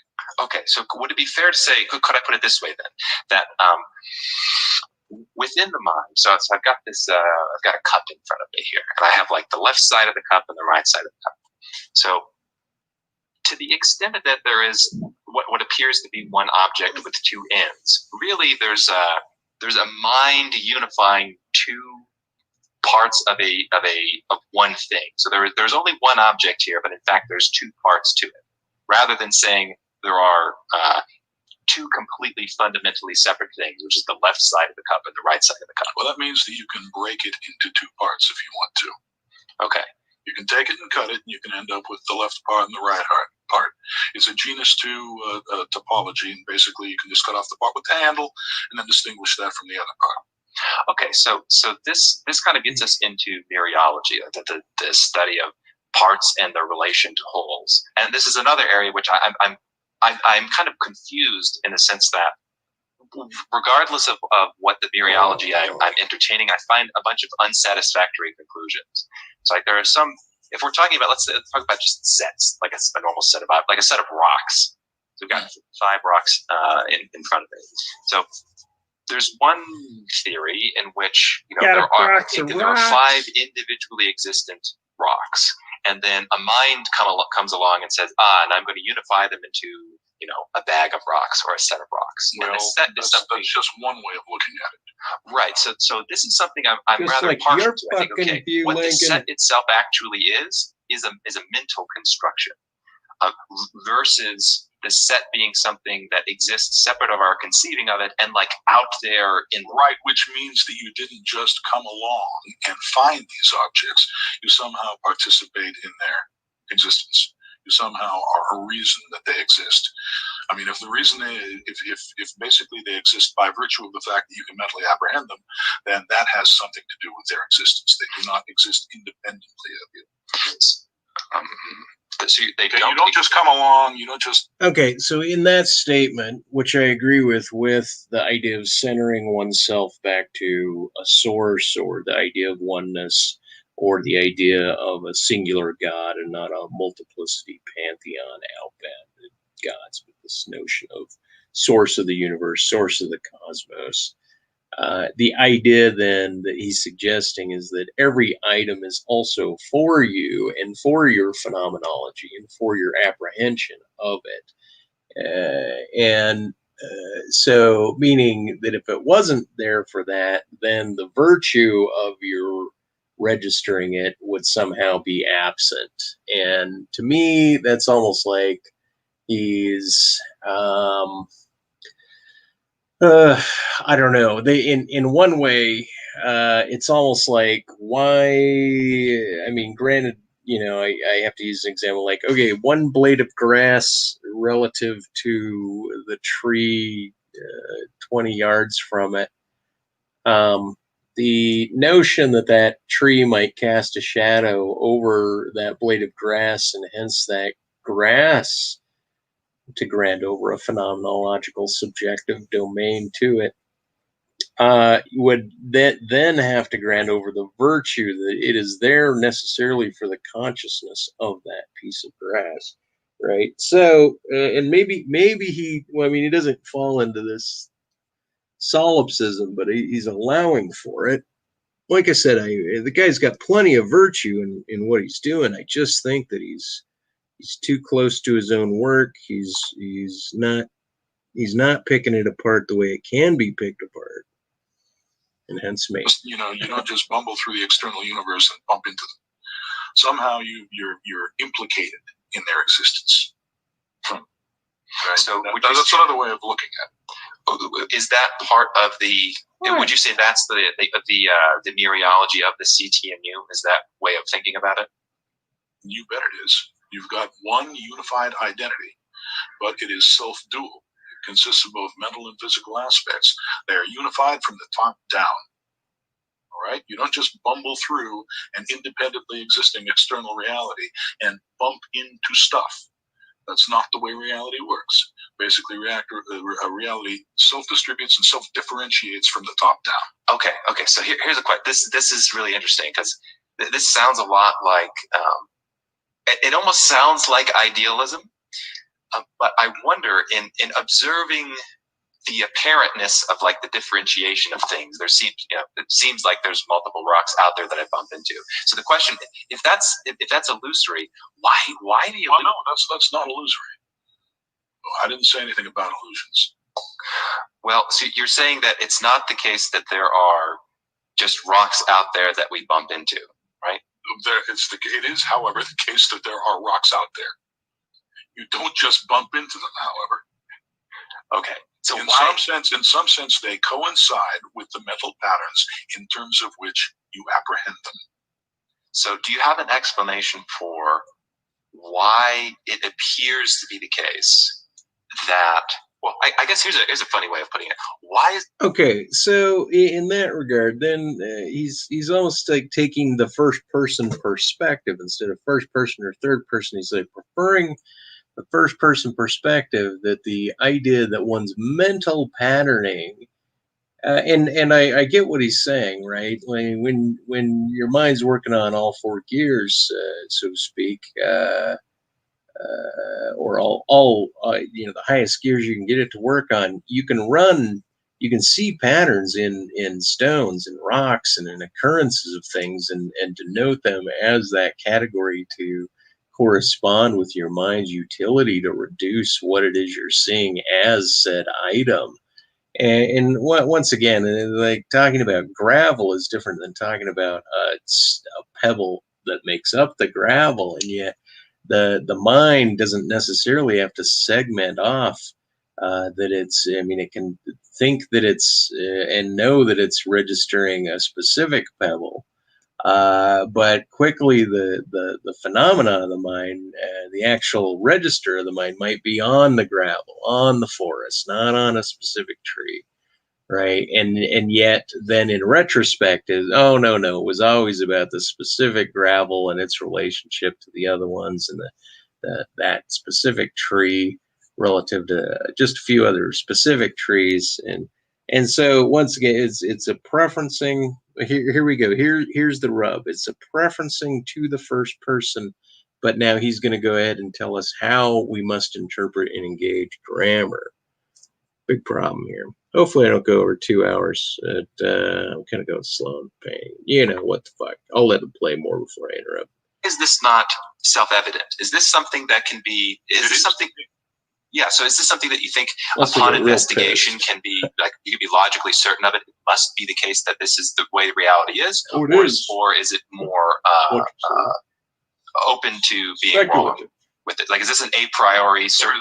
There is no possibility that the CTMU is wrong. Ooh. I've been telling people this for years, and no one has ever come up with a reason why this should not be the case. Would you say that it would entail like a logical contradiction if it were false? Exactly. The CTMU is formulated as something called a super tautology.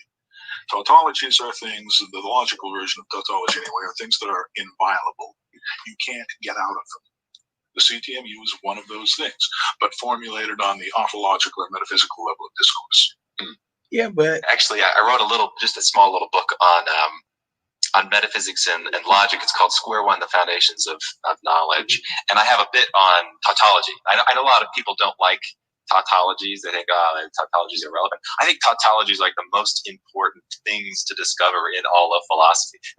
Precisely, and yeah. But it's a little bit tricky formulating an ontological tautology.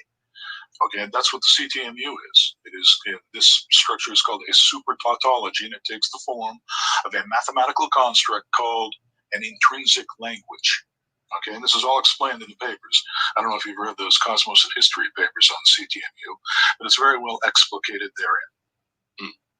So, yeah, that is the only. I would say in the little book that I wrote, I have like a sentence trying to get at a tautology in metaphysics, and all I could come up with is something like, it must be the case that the mind exists. Like it could not be the case that there are no set. Because you would say, speaking to him or any of you guys, that when we're using general reference to categorize, like, oh, there's a rock or there's a tree or there's something, that substantiates it as an item in the empirical world, hence in the ontic being and your ontic being in terms of your relationship to it, provided that you're actually sensing it, and even if you can conceive it. But that being said, the idea that the actual register of an item necessarily is to be interpreted as like a entanglement-free categorical item, such that either sentimentality does not sedimentarily echo around it, um, uh, and or like the Daniel Tennant, the dude that counts pi and learned the Icelandic language in a few days. The super I forget the name of like it's a type of positive autism, I guess, something like that. The way he describes numbers have a three-dimensional shape that look like a type of coded ball, almost as if perhaps he's registering like the semiotic or the lowest common denominator of meaning of a particular number to actually have a metaphoric shape in his mind that takes on a 3D shape. And so the inverse of that is perhaps by seeing a rock, he's then Daniel Tennant might, or me in certain cases, might interpret some meta of the rock for the rock that defines the register of said rock, where it seems as if what Langan's doing here is driving that there must only be the same ontologically descriptive measure in language to get down to just the bare bones utilitarian. That's what we call a rock, right? And so kind of starting with like some sort of like elementary grammar apprehension of one's world. Such thing as experiences taking place. Like that is by denying it, one has affirmed it. That's about as far as I can get. Well, that's pretty much true. Yeah, it's tautologically true because it's happening to you right now. Right. Deny it, and you're negating your own existence. Exactly. Which one can pretend to do, but one can't actually do. That's correct. A lot of people are very much into that pretense, by the way, but it's totally irrational. I agree. Okay, so another concept I want to hear you explain is information. So it's fashionable to talk about information theory. See, and is he the arbiter to say that is entirely irrational? Doesn't people think that there's a lot of answers to metaphysical questions come from information? So for you, in the way that in the CTMU, first of all, what is information, and then how central of a role does it play in your metaphysical theory? Well, it plays a very central role. Information is attribution or communication, right? You start with a potential, and then you narrow that down to a subregion of that potential. In other words, you're creating an instance of the original potential, and that is just an attribution. It's akin to when you apply a quality or a property to an object, right? Which actually occurs from the top down in the CTMU, but we'll just set that aside for now. See, I even disagree with that. That the idea that you can't run a tangent against the said item as being, it's I don't know. I'm disagreeing point by point almost with where he's at, but being able to articulate it, shit. I'm going on 36 hours no sleep, but still, let's get on. Let's get on with this. But that information is thus I know what I'm going to do. Has to be understood as something that's tripartite. I am going to go over and leave and let you guys listen to this for longer than how I normally interrupt it. But enjoy this tripart part. You've got a source of the mapping, then you've got a target of the mapping, and then you've got the mapping between one and the other, which spans both of them. All right, that's CTMU triality once again. Now, what is the vehicle of information? The vehicle of information is uniformly always language. All right, that's the mathematical structure that in terms of which information is always defined. So that's why, in order to be information, in order to be regarded as information, language has to be the structure of reality. So yeah, there's a lot of stuff that you've never heard before, but it's like I said, it's been there for 30 years. So when you say language is kind of the fundamental structure of reality, would you say that that language from a certain perspective is colored red in some circumstances? Language from a certain perspective is colored red. Yes. So, for example, when I'm observing the objects, if actually fundamentally what I'm observing is language, then there has to be some redness to language. Like, what if it's the case that language is not red? Then what is the actual thing that I'm looking at? Well, in the CTMU, you would say that red is a component of perceptual syntax, and that you are imposing that property, red, as a component of your mental syntax on whatever it is that you are considering. In this case, language. So, yeah, basically, if you replace red with syntax as a whole, then what you just said was valid and ontological. But it's syntax makes it seem like it's a kind of a conceptual thing. I'm talking about like the actual phenomenal experience of the redness, like the redness in my visual field, the color, the way that it looks. Is that only syntax? Well, redness is definitely a property that exists only in syntax, in cognitive syntax. And so if you lack a cognitive syntax, you're not going to have redness. It's as simple as that. So something like I don't know, an amphibian of some sort, you would say that there has to be a cognitive syntax in order for them to have any internal phenomenal experience of color? That's absolutely correct, yes. I mean, don't forget what, phenomenology is. It's the study of experience without, all the metaphysical bells and whistles. You're looking directly at the experience. And what is an experience? You need, someone who experiences something outside itself. Something, in other words, there is always that tri-aspectual thing going on there. And all we're doing is trying to differentiate between the aspects of that thing. Experience, which is, once again, it's like you use the term observation. It's like attribution. You're taking a property and you're applying it to an instance of the property or an object. Right? That's what everything is. That's how we quantize reality in terms of attributions. So let me try to. So I'm going to phrase something and I'll probably make a mistake, but it'll give you an opportunity to further elaborate. So if I were to say, when we're just talking about syntax, when we're talking about language, we're talking about descriptions of the phenomena. Descriptions of the phenomena are fundamentally distinct from the experience of the phenomena. So when we're talking about redness... No, they're not fundamentally distinct. Okay, so can you... They coincide. They coincide. On a certain level, they're sufficiently generic that they coincide with their instantiations. Sufficiently generic. So they're not, you can't separate it. You keep on trying. Okay, look, he said sufficiently generic. So in other words, like initially when the guy spoke on redness, I was thinking about when I map and see the syntax, the word red in my mind. If I'm thinking and distributing computer painting such in my mind,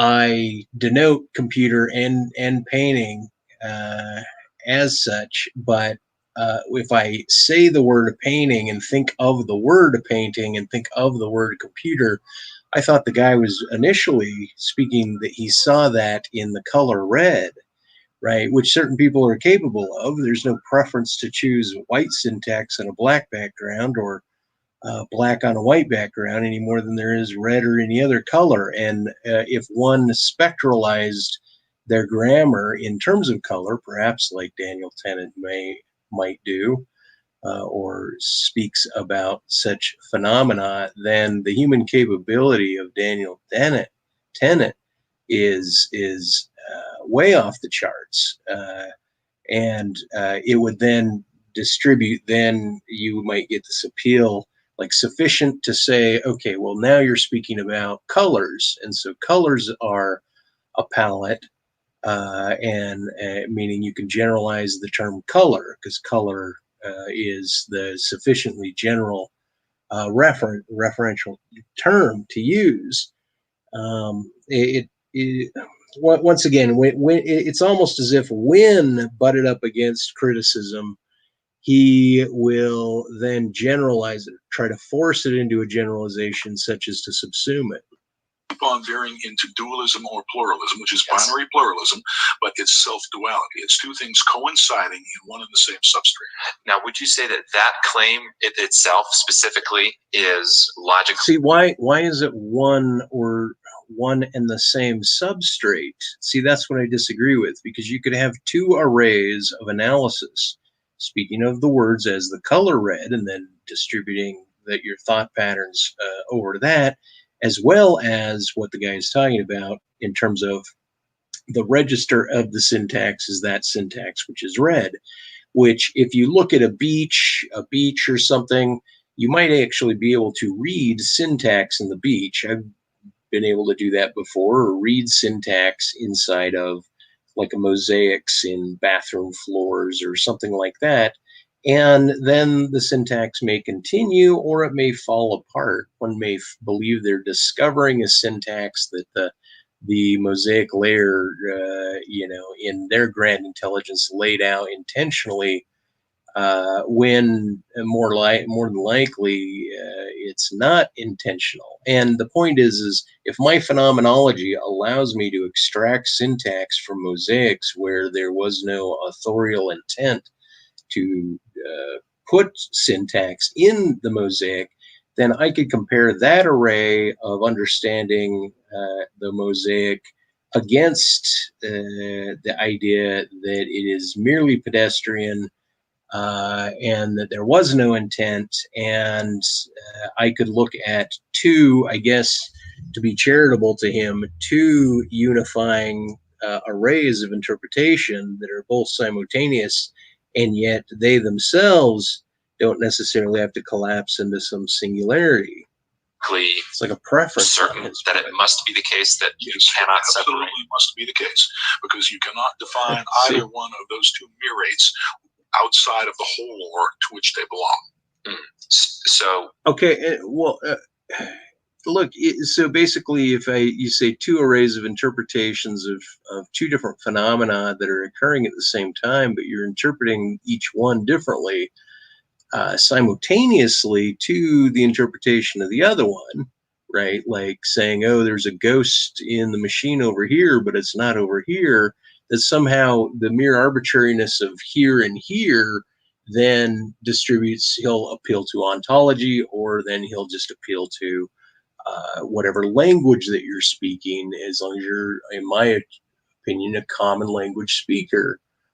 And that by itself, once again, it's almost like a preference to demand that any two different concepts have some unifying form to them. And if it's not found in language, then it's found in the world. If it's not found in the world,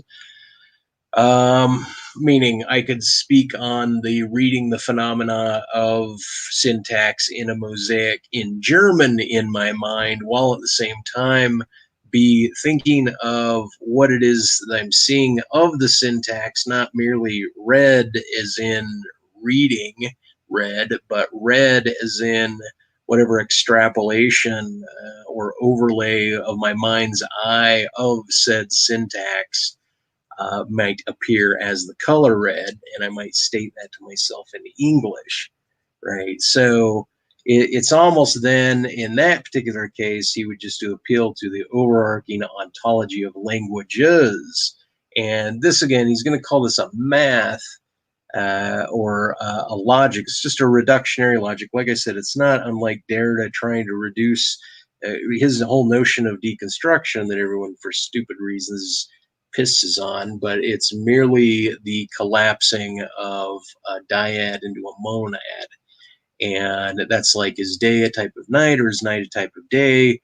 And you could then say, well, you believe darkness encompasses all light, therefore night is, or day is a type of night, right? And you seed it into that monad, and like, is life a type of death, or is death the type of life? And well, we're inorganic, and then we became organic, and then we'll fall to dust and go back into inorganic. So life is a type of death. Once again, it's like collapsing the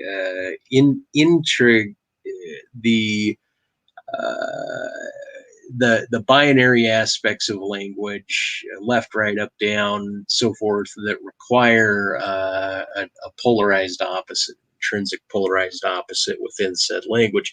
But then that makes me wonder, like, compared to a Ubuntu language, is this kind of measure possible even? And if not, then what of his theory upon the population of Ubuntus? Would you say it's impossible to actually conceive of a phenomenological experience that doesn't come attached to some type of linguistic or syntactic content? Yeah, basically there is no experience without linguistic or syntactic content. Okay, Okay. right Experience presupposes this infrastructure that I'm talking about. Okay, he's just stating that, right? He's just saying that. It supposes it. But I entirely disagree. One is apprehending things that are not registered in language all the time. Just take a drive for a half hour, and the data set that will move by you that you don't articulate, right? He'll then, once again, it's like an appeal to the ontology or to the uniformity of facts that one picks up, like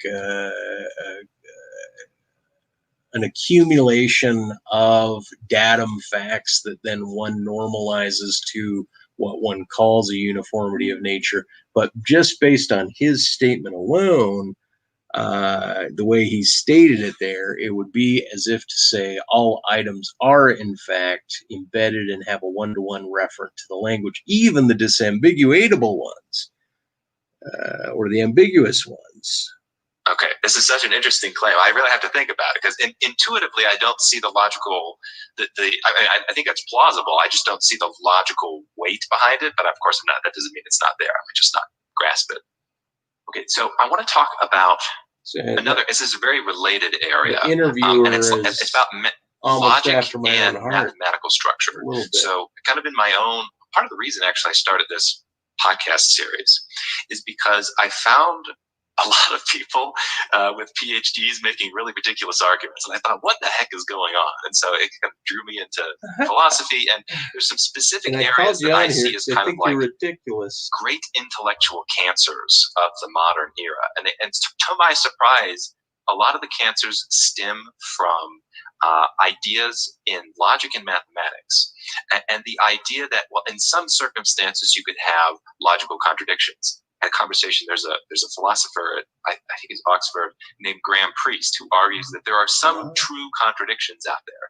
And I thought, no, of all the philosophical errors to make, you can't claim that there are logical contradictions.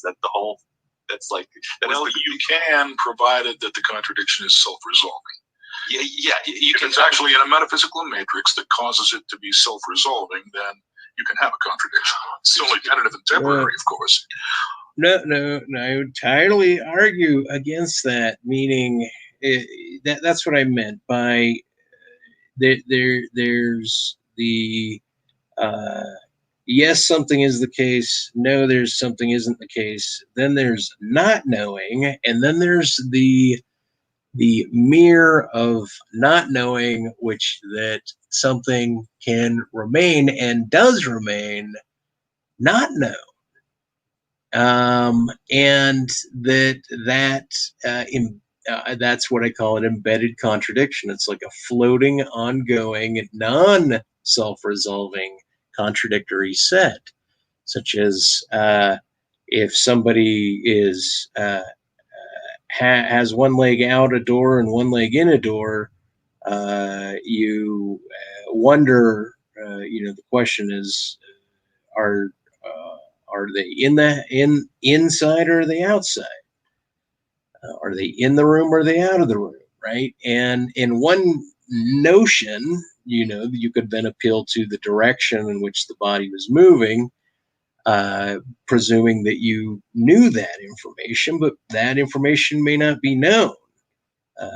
What the intent of the person is that you're seeing in the doorway, or their means of moving or not moving, as they're standing or inching or centimetering while you're ripping by in a jet plane, observing them making this this general claim on them, which is, I think it's an overreach. Once again, it's a type kind of attempt at monopolization on this unified notion of all things, right? And I'm not saying that it's not really well put together and that it's not arguable what he's saying. I just think he's missing actual aspects of the human organismal apprehensive condition, and he's just chalking it up to something wrongly in order to reify his axioms. It's only a function of perception, but nevertheless, it's there.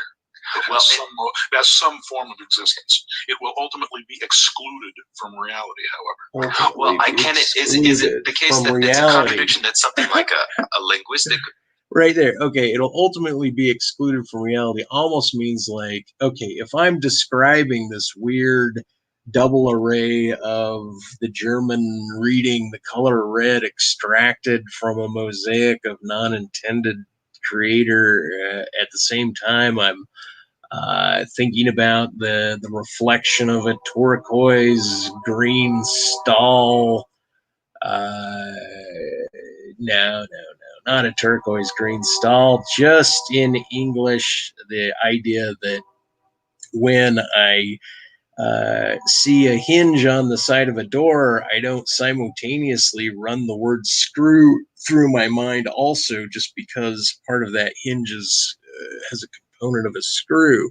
Yet it's supposed by him that would also necessarily be the case. Framework. So that's what I'm responding. Or like a linguistic error, or are you saying there could actually be real metaphysical a reality to some contradictory state?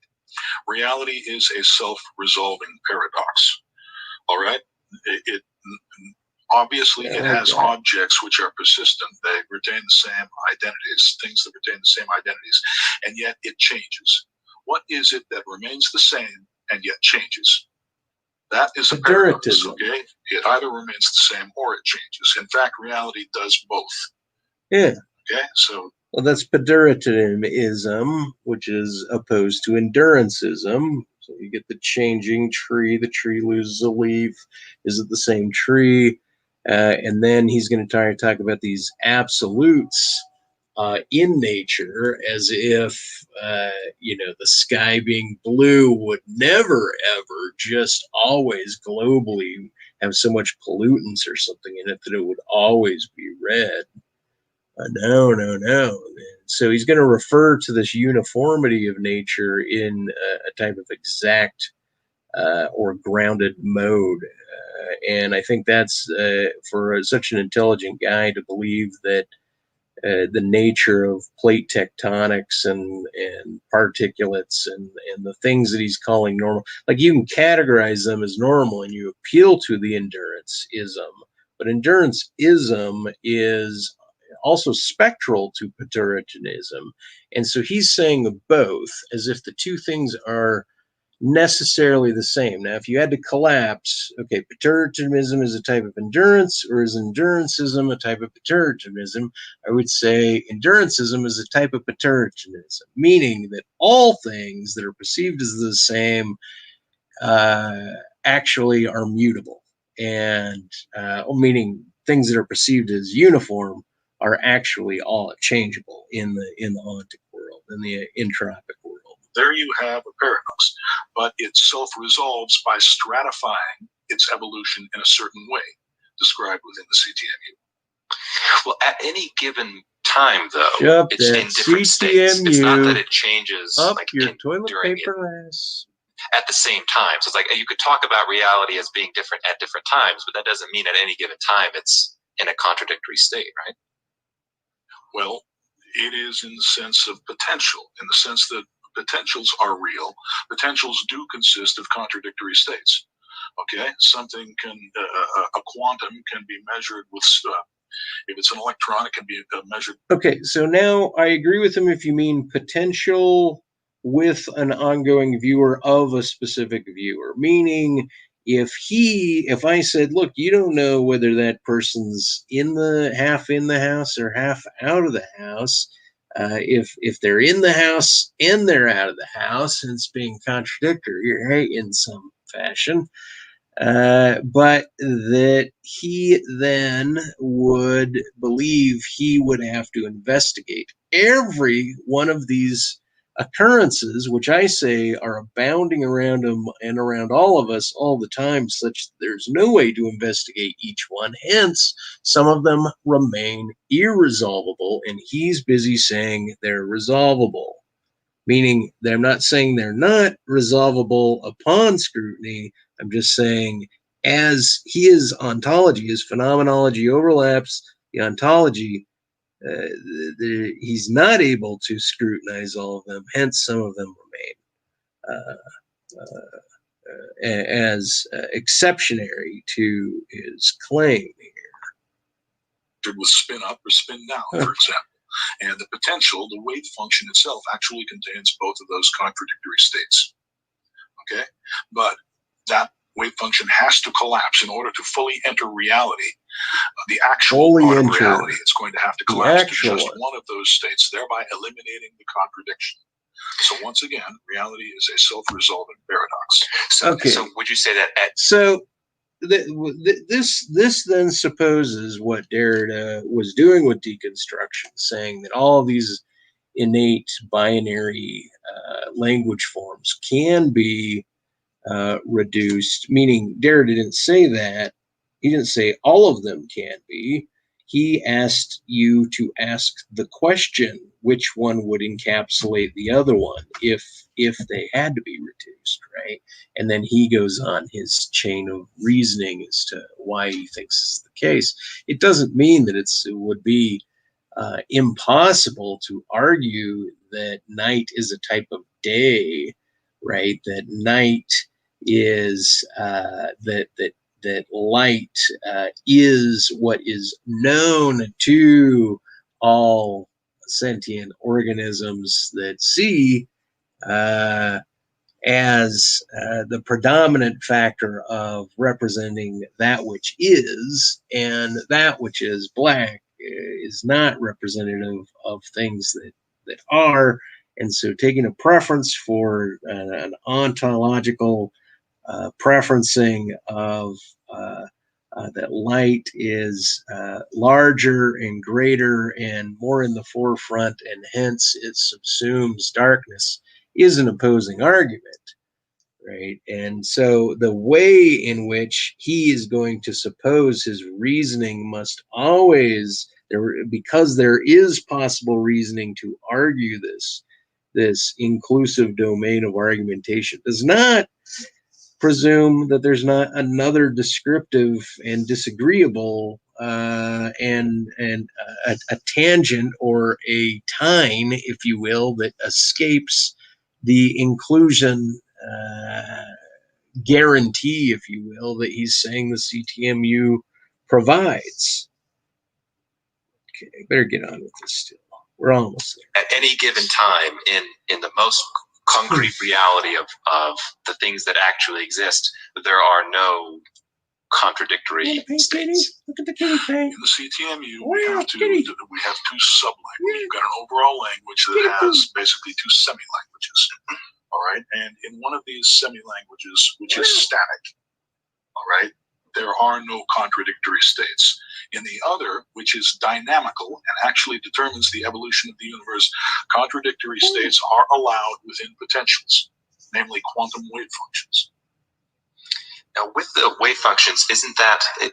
Okay, now, instead of talking about the human's relationship to the ontic world, now he's appealing to what physics knows, right? So you back out and say, well, he's going to appeal to the inherited method that got to the idea as a type kind of science, where science now, the inherited knowledge set of what the case must be, takes preference over one's ontological apprehension of the world, meaning it's a convenient preference on his part here to migrate it to that direction.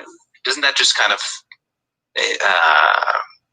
isn't that resolved in the mathematics itself? So it's like the mathematics of probability. You have What? You can't just resolve it in the mathematics itself. You somehow got to map the mathematics into reality. Reality has to model the mathematics and vice versa.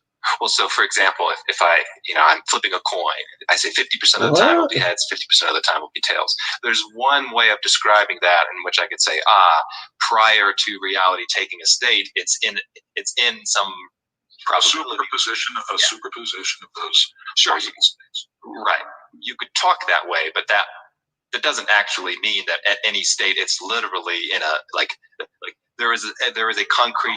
I'm afraid now you've been looking at interpretations of quantum mechanics before this conversation began. We talked about that a little. Well, okay. So now that the discussion has gone into physics and he's preferencing physics, now he's going to criticize this guy's interpretation of quantum mechanics. And for all due purposes, fine. But just realize he moved from ontic abductive analysis of one's empirical world and preferenced the scientific method. Now he's migrating the conversation here, and he's immediately criticizing the guy for bringing it up earlier. How do you think Heisenberg saw reality? He didn't see it in terms of things that you can wander around and bump into. He saw it in terms of what? Probabilistic tendencies. That's what a quantum was to Heisenberg.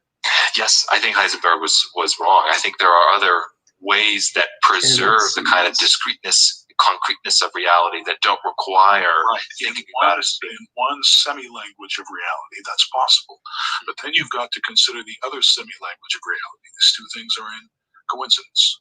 Okay, they're actually in superposition with each other.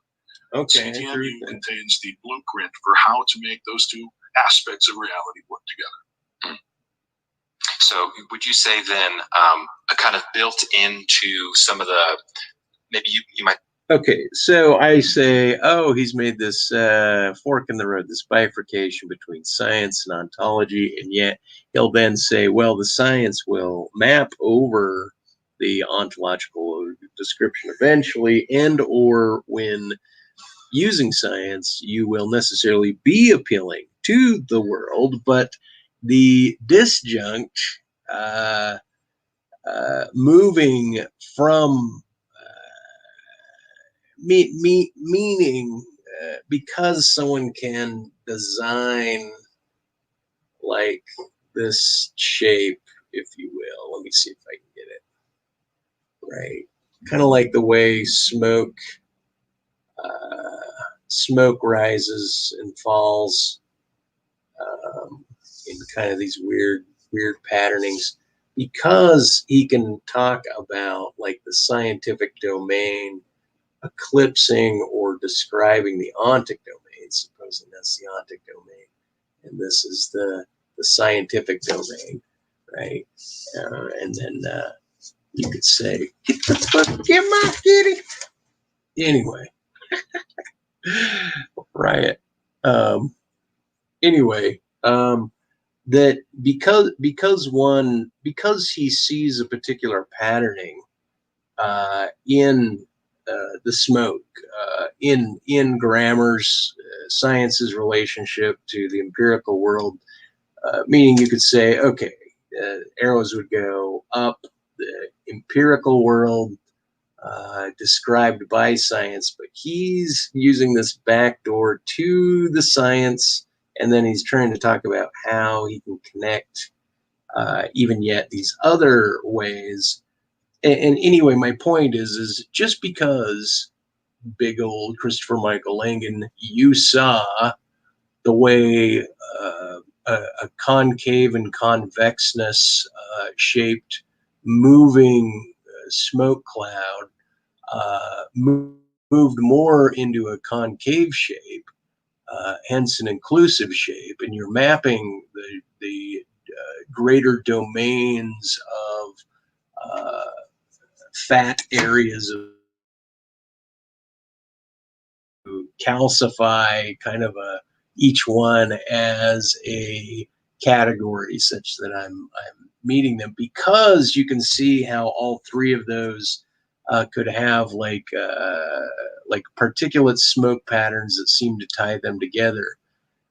And you now want to describe this as an architecture and say that this architecture is true. Still, is not the only way that philosophical architecture, even using your presence, could be built.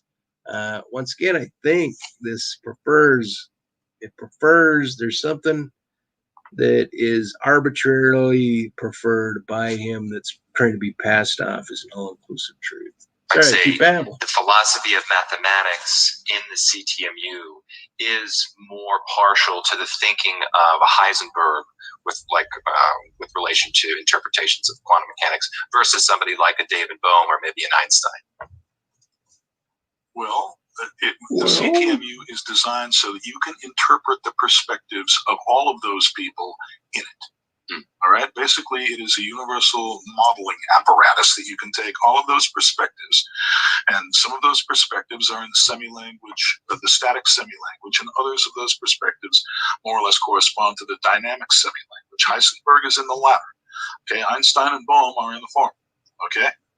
But one thing that we know about Einstein and Bohm is that their perspectives were essentially dualistic. Now, we could go into the theory of relativity, and I could show you how Einstein was definitely foreshadowing something like self-duality. But nominally speaking, he was dualistic. He thought that there was an independent reality that was completely independent of human observers and human cognition. Right? And this is simply not the case. There is a semi-language of the CTMU in which it is the case. However, when we consider the dynamical semi-language, that goes straight to hell. And this is once again logical, and it can be proven. Okay. Now, this is very interesting. This is one of the areas I'm trying to wrap my head around some of the the claims of quantum physicists for the last century. It's, of course, we're getting to very, very, very fundamental ideas about reality. Okay, so we're going to take out of hand his description of Einstein's conception of the cosmos, meaning based on what? Based on his mathematical work, or based on a lack of him writing heavily about his relationship to the cosmos, such that he is necessarily independent of it or from it?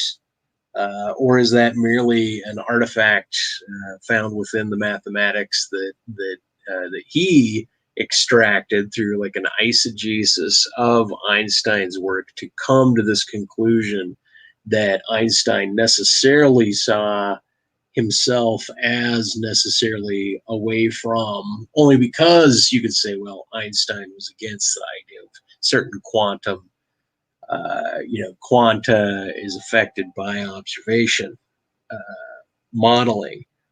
That's counterintuitive. Okay, when you say it's like not logically necessary, down to one viewer, the CTMU is correct and takes both perspectives.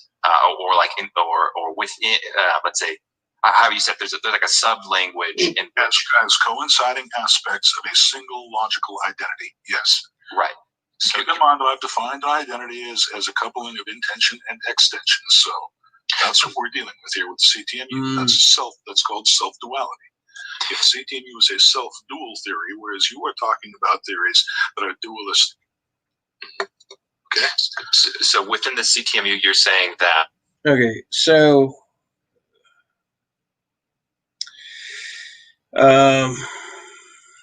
Pantinelli in what's his name? What is his name? I've argued him so many times.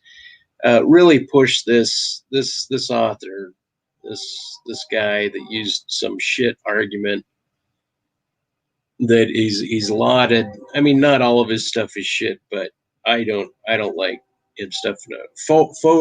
Fodor really pushes this intention and extension aspect of an argument as existing in the same duality that Langan's putting across. But if Langan is going to put that forward, then of these two, are they always weighted the same?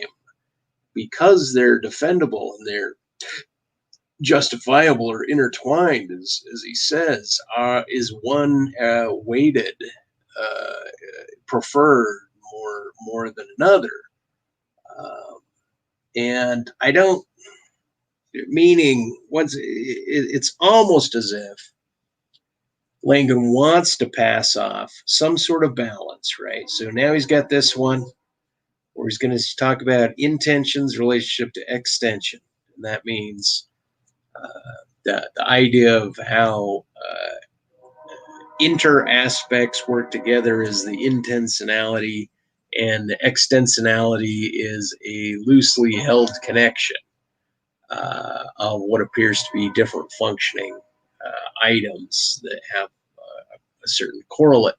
So this Fodor, which I'm assuming that Langan probably picked up for Fodor to use this, and so imagine that. So in this case, he's going to argue this extension and intention argument, and then he's also passing off syndifiosis, right?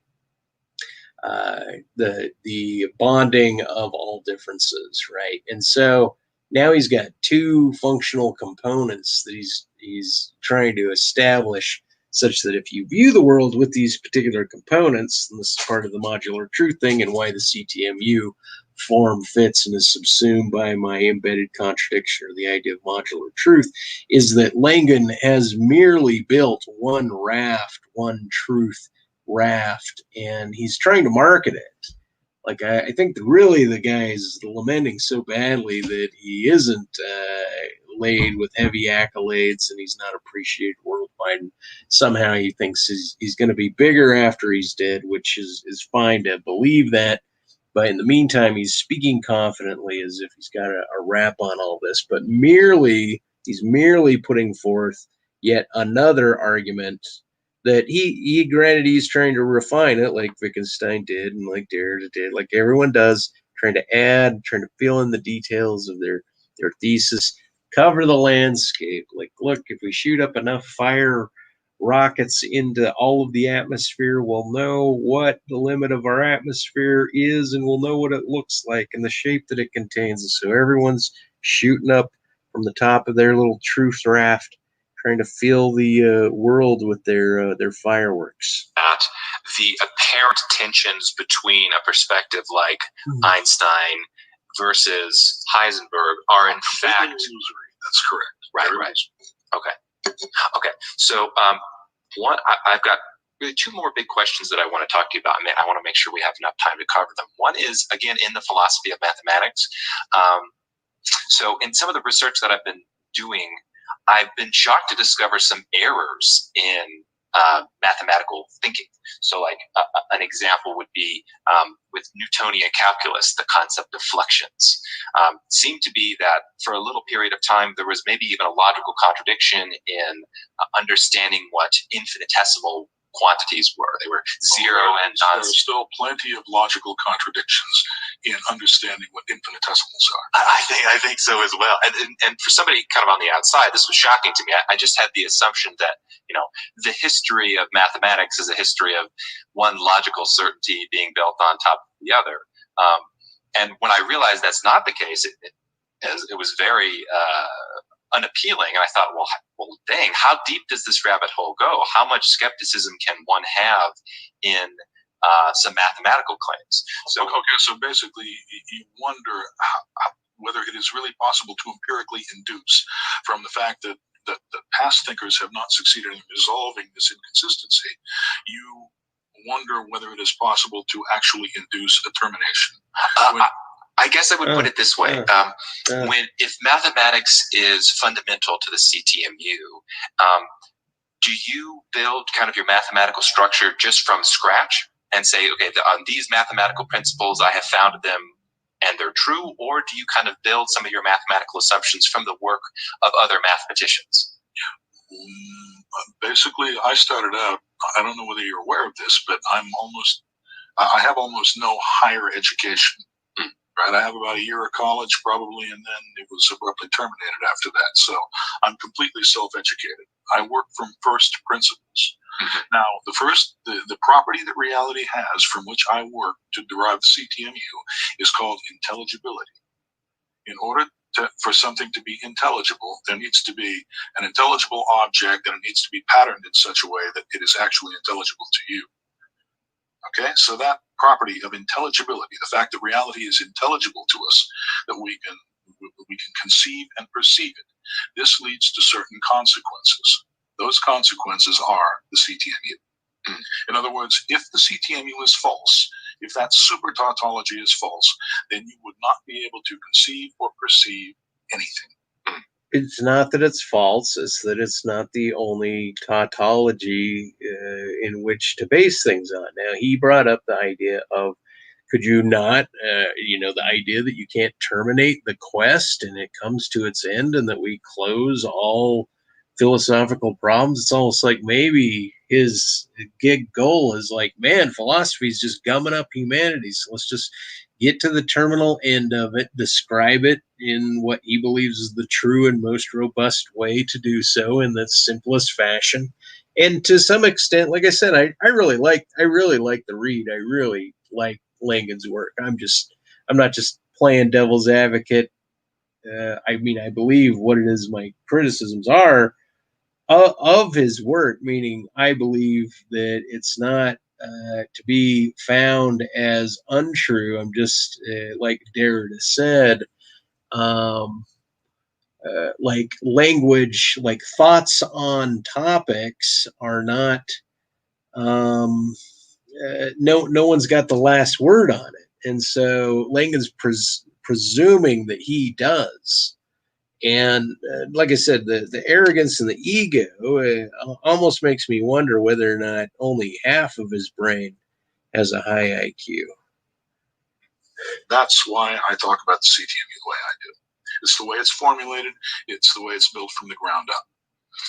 So when you're referencing then kind of the logical or mathematical structure of reality, you're not importing.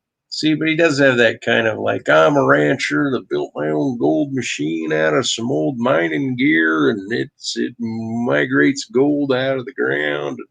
I build it from the ground up. And, he does have this kind of like rural kind of folk knowledge-esque attitude with concepts, let's say from Newton. You're talking. Well, I'm importing just such concepts as I regard as correct. Okay. And of course, many of Newton's concepts were spectacularly correct, right? Right. Infinitesimals, that particular, a non-zero quantity, which is less than any finite quantity. That definition of an infinitesimal raises a lot of questions that Newton did not answer. Right. Right. Well, okay. I know I said I had two more questions, but actually, this is a middle question. Do you actually have thoughts on infinitesimals? I'm interested. Do you think that this is a valid concept that you can rescue, or do you discard it entirely? No, you can definitely rescue it. There's no doubt about it. It's just that you've got to interpret it in the right model. We've got this dichotomy between a continuous reality and a discrete reality. Yeah. Right? John Wheeler spoke about that. There seems to be this rift, and never the twain shall meet. But in reality, it is possible to interpret infinitesimals and a continuous picture of reality in one and the same model with a discrete reality, such as we see in quantum mechanics, where one discernible state follows discretely another state. You see, putting those two things together is what a theory of reality has to be all about. So yes, infinitesimals play a very big part in the CTMU and their interpretation. Okay. Now you can get into this if you want to research. You can take a look at pointless topology as one of the ways that the infinitesimal problem is being resolved by some. I just kind of, the one thing I don't like now about the interviewers, you didn't even read the fucking paper, right? You didn't even sit down. It's like 26 pages, I think, something like that. It's not that much.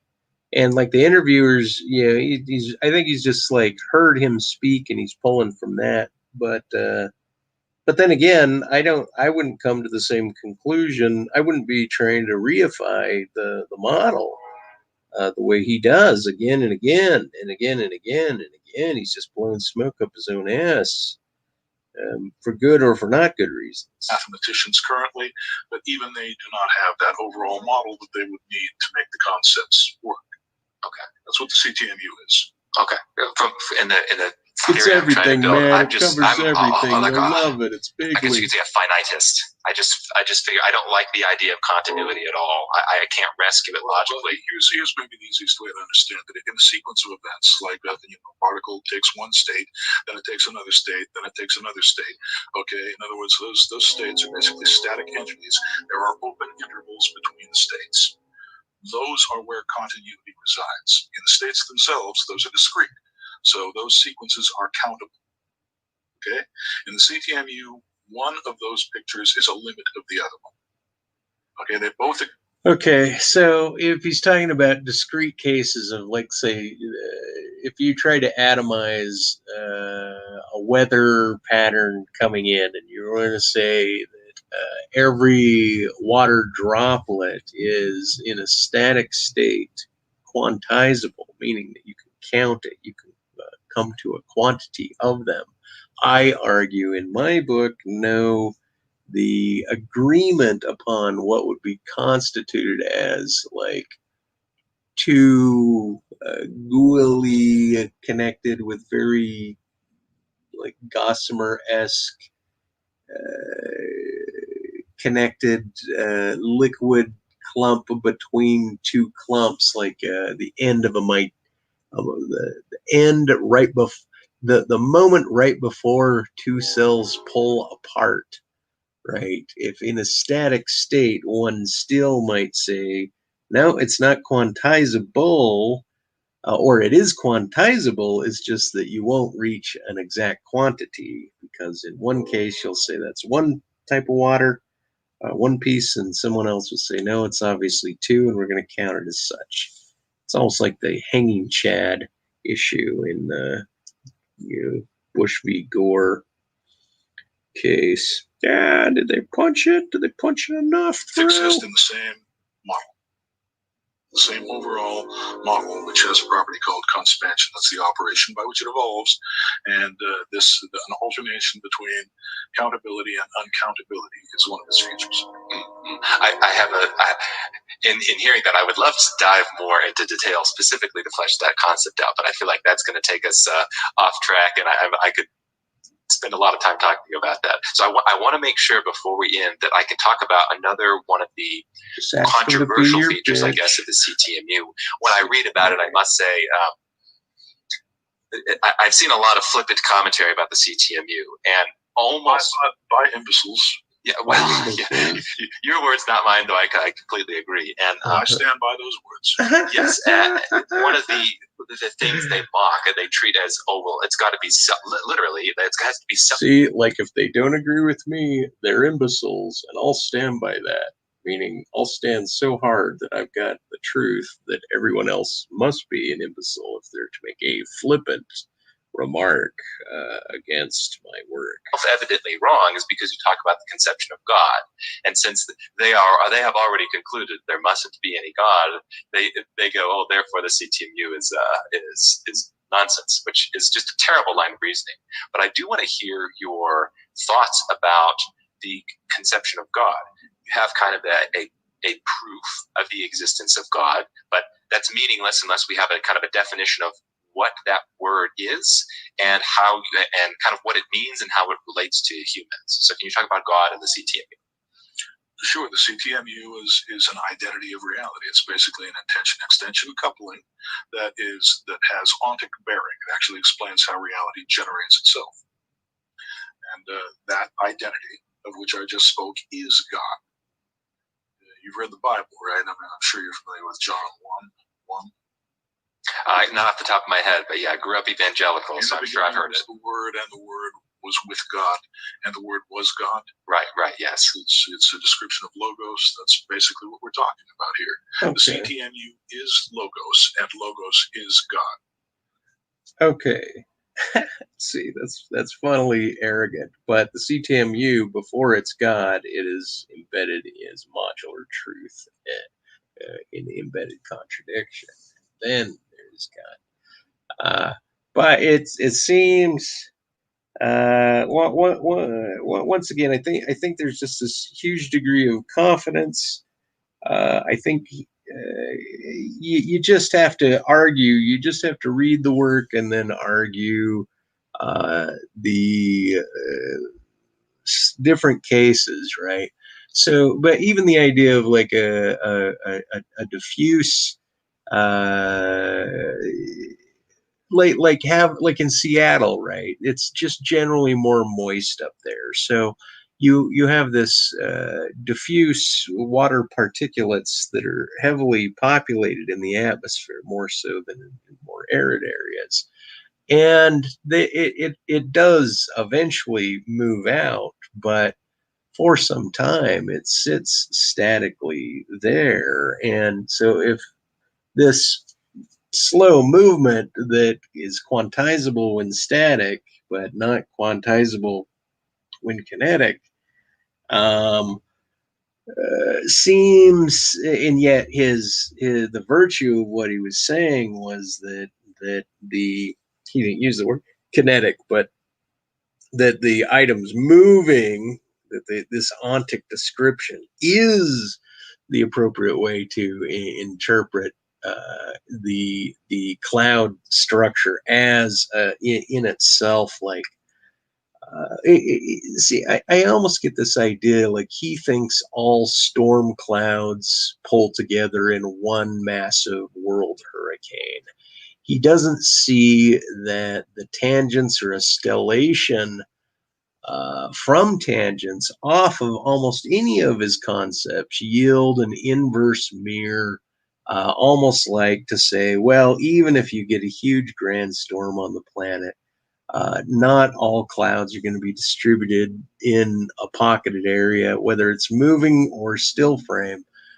You're not going to say all the clouds are connected as one, and yet it's as if he's trying to say, well, God is the world, and the CTMU shows the clouds in are these discrete, independent clouds are still clouds, and therefore they're the same, and that's CTMU, and then CTMU equals the God, or God's view of the planet, let's say, through the atmosphere or something like that. It seems, well, I'm not going to go fucking on. Jesus, we got one viewer, and he's probably asleep anyway. And fuck, I got like 2 minutes left on this fucking thing, and I'm done painting. I guess maybe. So Here we go. Cutting to the chase, that's basically what it's all about. Okay, And so that's what it's all about. We can treat the identity of reality as God, and then we can derive its properties. Now, the question then arises, are these properties the same as those which are usually cited as properties of God in various definitions of God existing in various religions? And the answer is yes. We can actually derive those properties within the system. Okay, so look, now he's going to say he's deriving. It's like he's plucking from the Bible, and then ad hocly, because he can find an association of the Bible, he's saying the association is expressive from the Bible. And I got into an argument with a guy where he said, Darth Dawkins, and he said, well, I am that I am in the Bible is a statement of identity. And I said, are you sure it's not a statement of emphasis? I am that I am is not necessarily trying to denote or delimit A equals A, and yet he was trying to force press modern formalized logic and symbolic logic on 2,000-year-old intent, or Old Testament years, even 4,000 years back. 4,000 years back. Now, going into it, when you were working on this, did you have a background, or were you in I shoveled shit, religious and I read thinking a lot. or in theology? Did you think I've read the there's a lot Bible. of truth You didn't read to the Bible? the traditional conceptions of God? I wonder if I can find it in the theory, or was it just you arrived at this totally independently and then saw, oh wow, look, these theologians have been kind of describing the same thing for a few thousand years? Well, it's just that I saw that an identity of reality was necessary, logically necessary in order for reality to be intelligible or perceptible. And I wondered to what extent you could derive from this identity properties that could then be related to the construct called God. And I found that it was absolutely possible to derive God from this identity. So when you say the word God, and obviously there's similarity with how theologians talk about it, does it also come with more theological baggage? So like there's a lot of stories and other stories in the Bible and other various holy books. Do you think there are truth to those? Do you have a particular denomination? Do you think that God has a particular name, or do you just kind of leave it at the philosophical level of identity? God is the identity of reality, or to put it another way, God is ultimate reality. Define it any other way, and basically you are out of sync with the way any religion defines God. So basically what we're looking for is a definition of God. What we're striving for is a definition of God that satisfies all religions, because it possesses properties that are common to all of them. And that's what this definition of God that I'm talking about is. So could we summarize just that God is literally everything? Yes, we can. That's valid, yes. Okay. However, God is a lot else, and everything has certain properties that are not widely recognized. And when we recognize those properties, then we realize where all of this religious stuff comes from. Okay, well, that is an excellent note to end on. I really appreciate your time, Chris. This has been a really fantastic conversation. Well, thanks for the opportunity, Steve.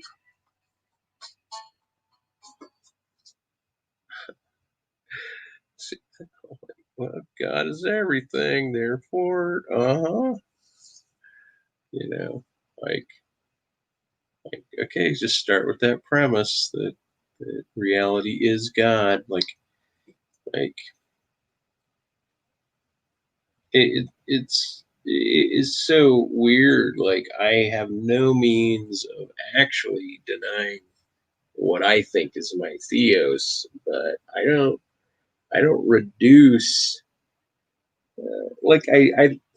he basically, Christopher Langan there says human eyes and humans are like reading monitors for God. We're like the eyes for God, right? So if no one catches you cheating on your wife, except for the lady's cat, then God's going to know. I think there's even like a kind of, I think maybe like a Black Mirror, some show that was doing that, where future tech could read the images stored in your brain, and they could even do it on animals, so that they could retrieve everything that animal ever saw. And but my concept of God is also that God knows all of your thoughts, meaning, when I say knows, meaning is one-to-one with them, and that restrictions on Puritanism or different Venturi narrowing funnels of what you believe is the one-sidedness of God as a choice binary, such where Michael Langan there will say God is testing everything to see what he's going to keep in him and what he's going to excrete from him.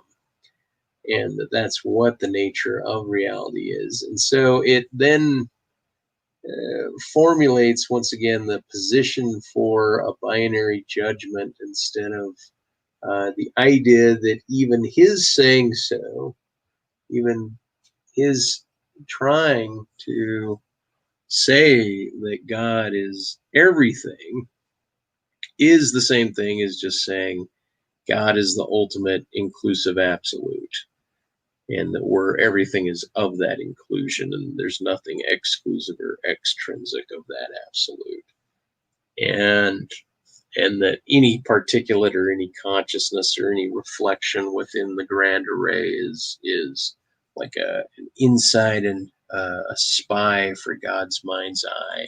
And I just, like when I'd say before, like, well, you have little cameras, little little cameras the size of like 30 molecules together that are just hovering behind your eyes, in your eyes, that are filming everything you're seeing, right? And that's being transmitted to the alien god planet, right? Like ultimately, on the highest degree, I believe there's nothing transparent but your belief in what its good or badness or whatnot as an orchestration of how you intend or put time behind such focus is self-evaluate, even through Michael Langan, a type of self-defying justice, um, meaning that the individual gains a conscience such that certain behavior, their own behavior, they will become ascetic to, and try to function, put a prohibition on it, and they'll have a tussle with their will for a long time, maybe even their whole life, and yet there has to be a point where their lack of their insistence on the dogmatic approach to their perception, as if there is not yet another way in which this all-knowing God could perceive what they themselves do not perceive yet, that they guilt themselves for. Something like that, right? And so the idea that one like frets about their fate, their eschatological relationship to things, it's a real phenomenon. I'm not trying to downplay it. I'm just trying to say it seems like maybe he's such a full Christian that he's trying to like force feed his model of the world, like kind of an imperative guilt trip, believing that he's got everything all sized up, rounded off, and that there's no exceptions, and it's totalizing and so forth. I don't know. I think he's sick, man. I think he's got a mental illness. That old Langan. I think he needs to rub his nutsack against a bull's nutsack just so he sees which one's bigger. I hate the fact I just said that, by the way. All right. Well, thanks for watching me paint. Thanks for listening to me talk smack. The sun's rising. I haven't slept tonight, and I'm only on my second small Red Bull, and I'm feeling pretty good, even though I was planning on going outside to work today and move a lot of stuff. And I think because I stayed up late, I'm going to be pretty damn tired when the Call of Duty hits me. And alrighty. Well, that's nice. Yeah, okay, folks. And that being said, I'm gonna just kind of like chime out now. And thanks, guys, for participating and listening. And I'm not here to paint happy trees. No, I'm painting happy humans. Instead, that's right. I decided to cut into my big old weird painting, my Doxavelco painting, because I realized I'm on a time crunch here to get this thing done as an ode to and of and for my brother. All right. That being said, guys, I have an access. All you guys, Barkler, everyone that commented in the video, appreciate it. Okay, bye.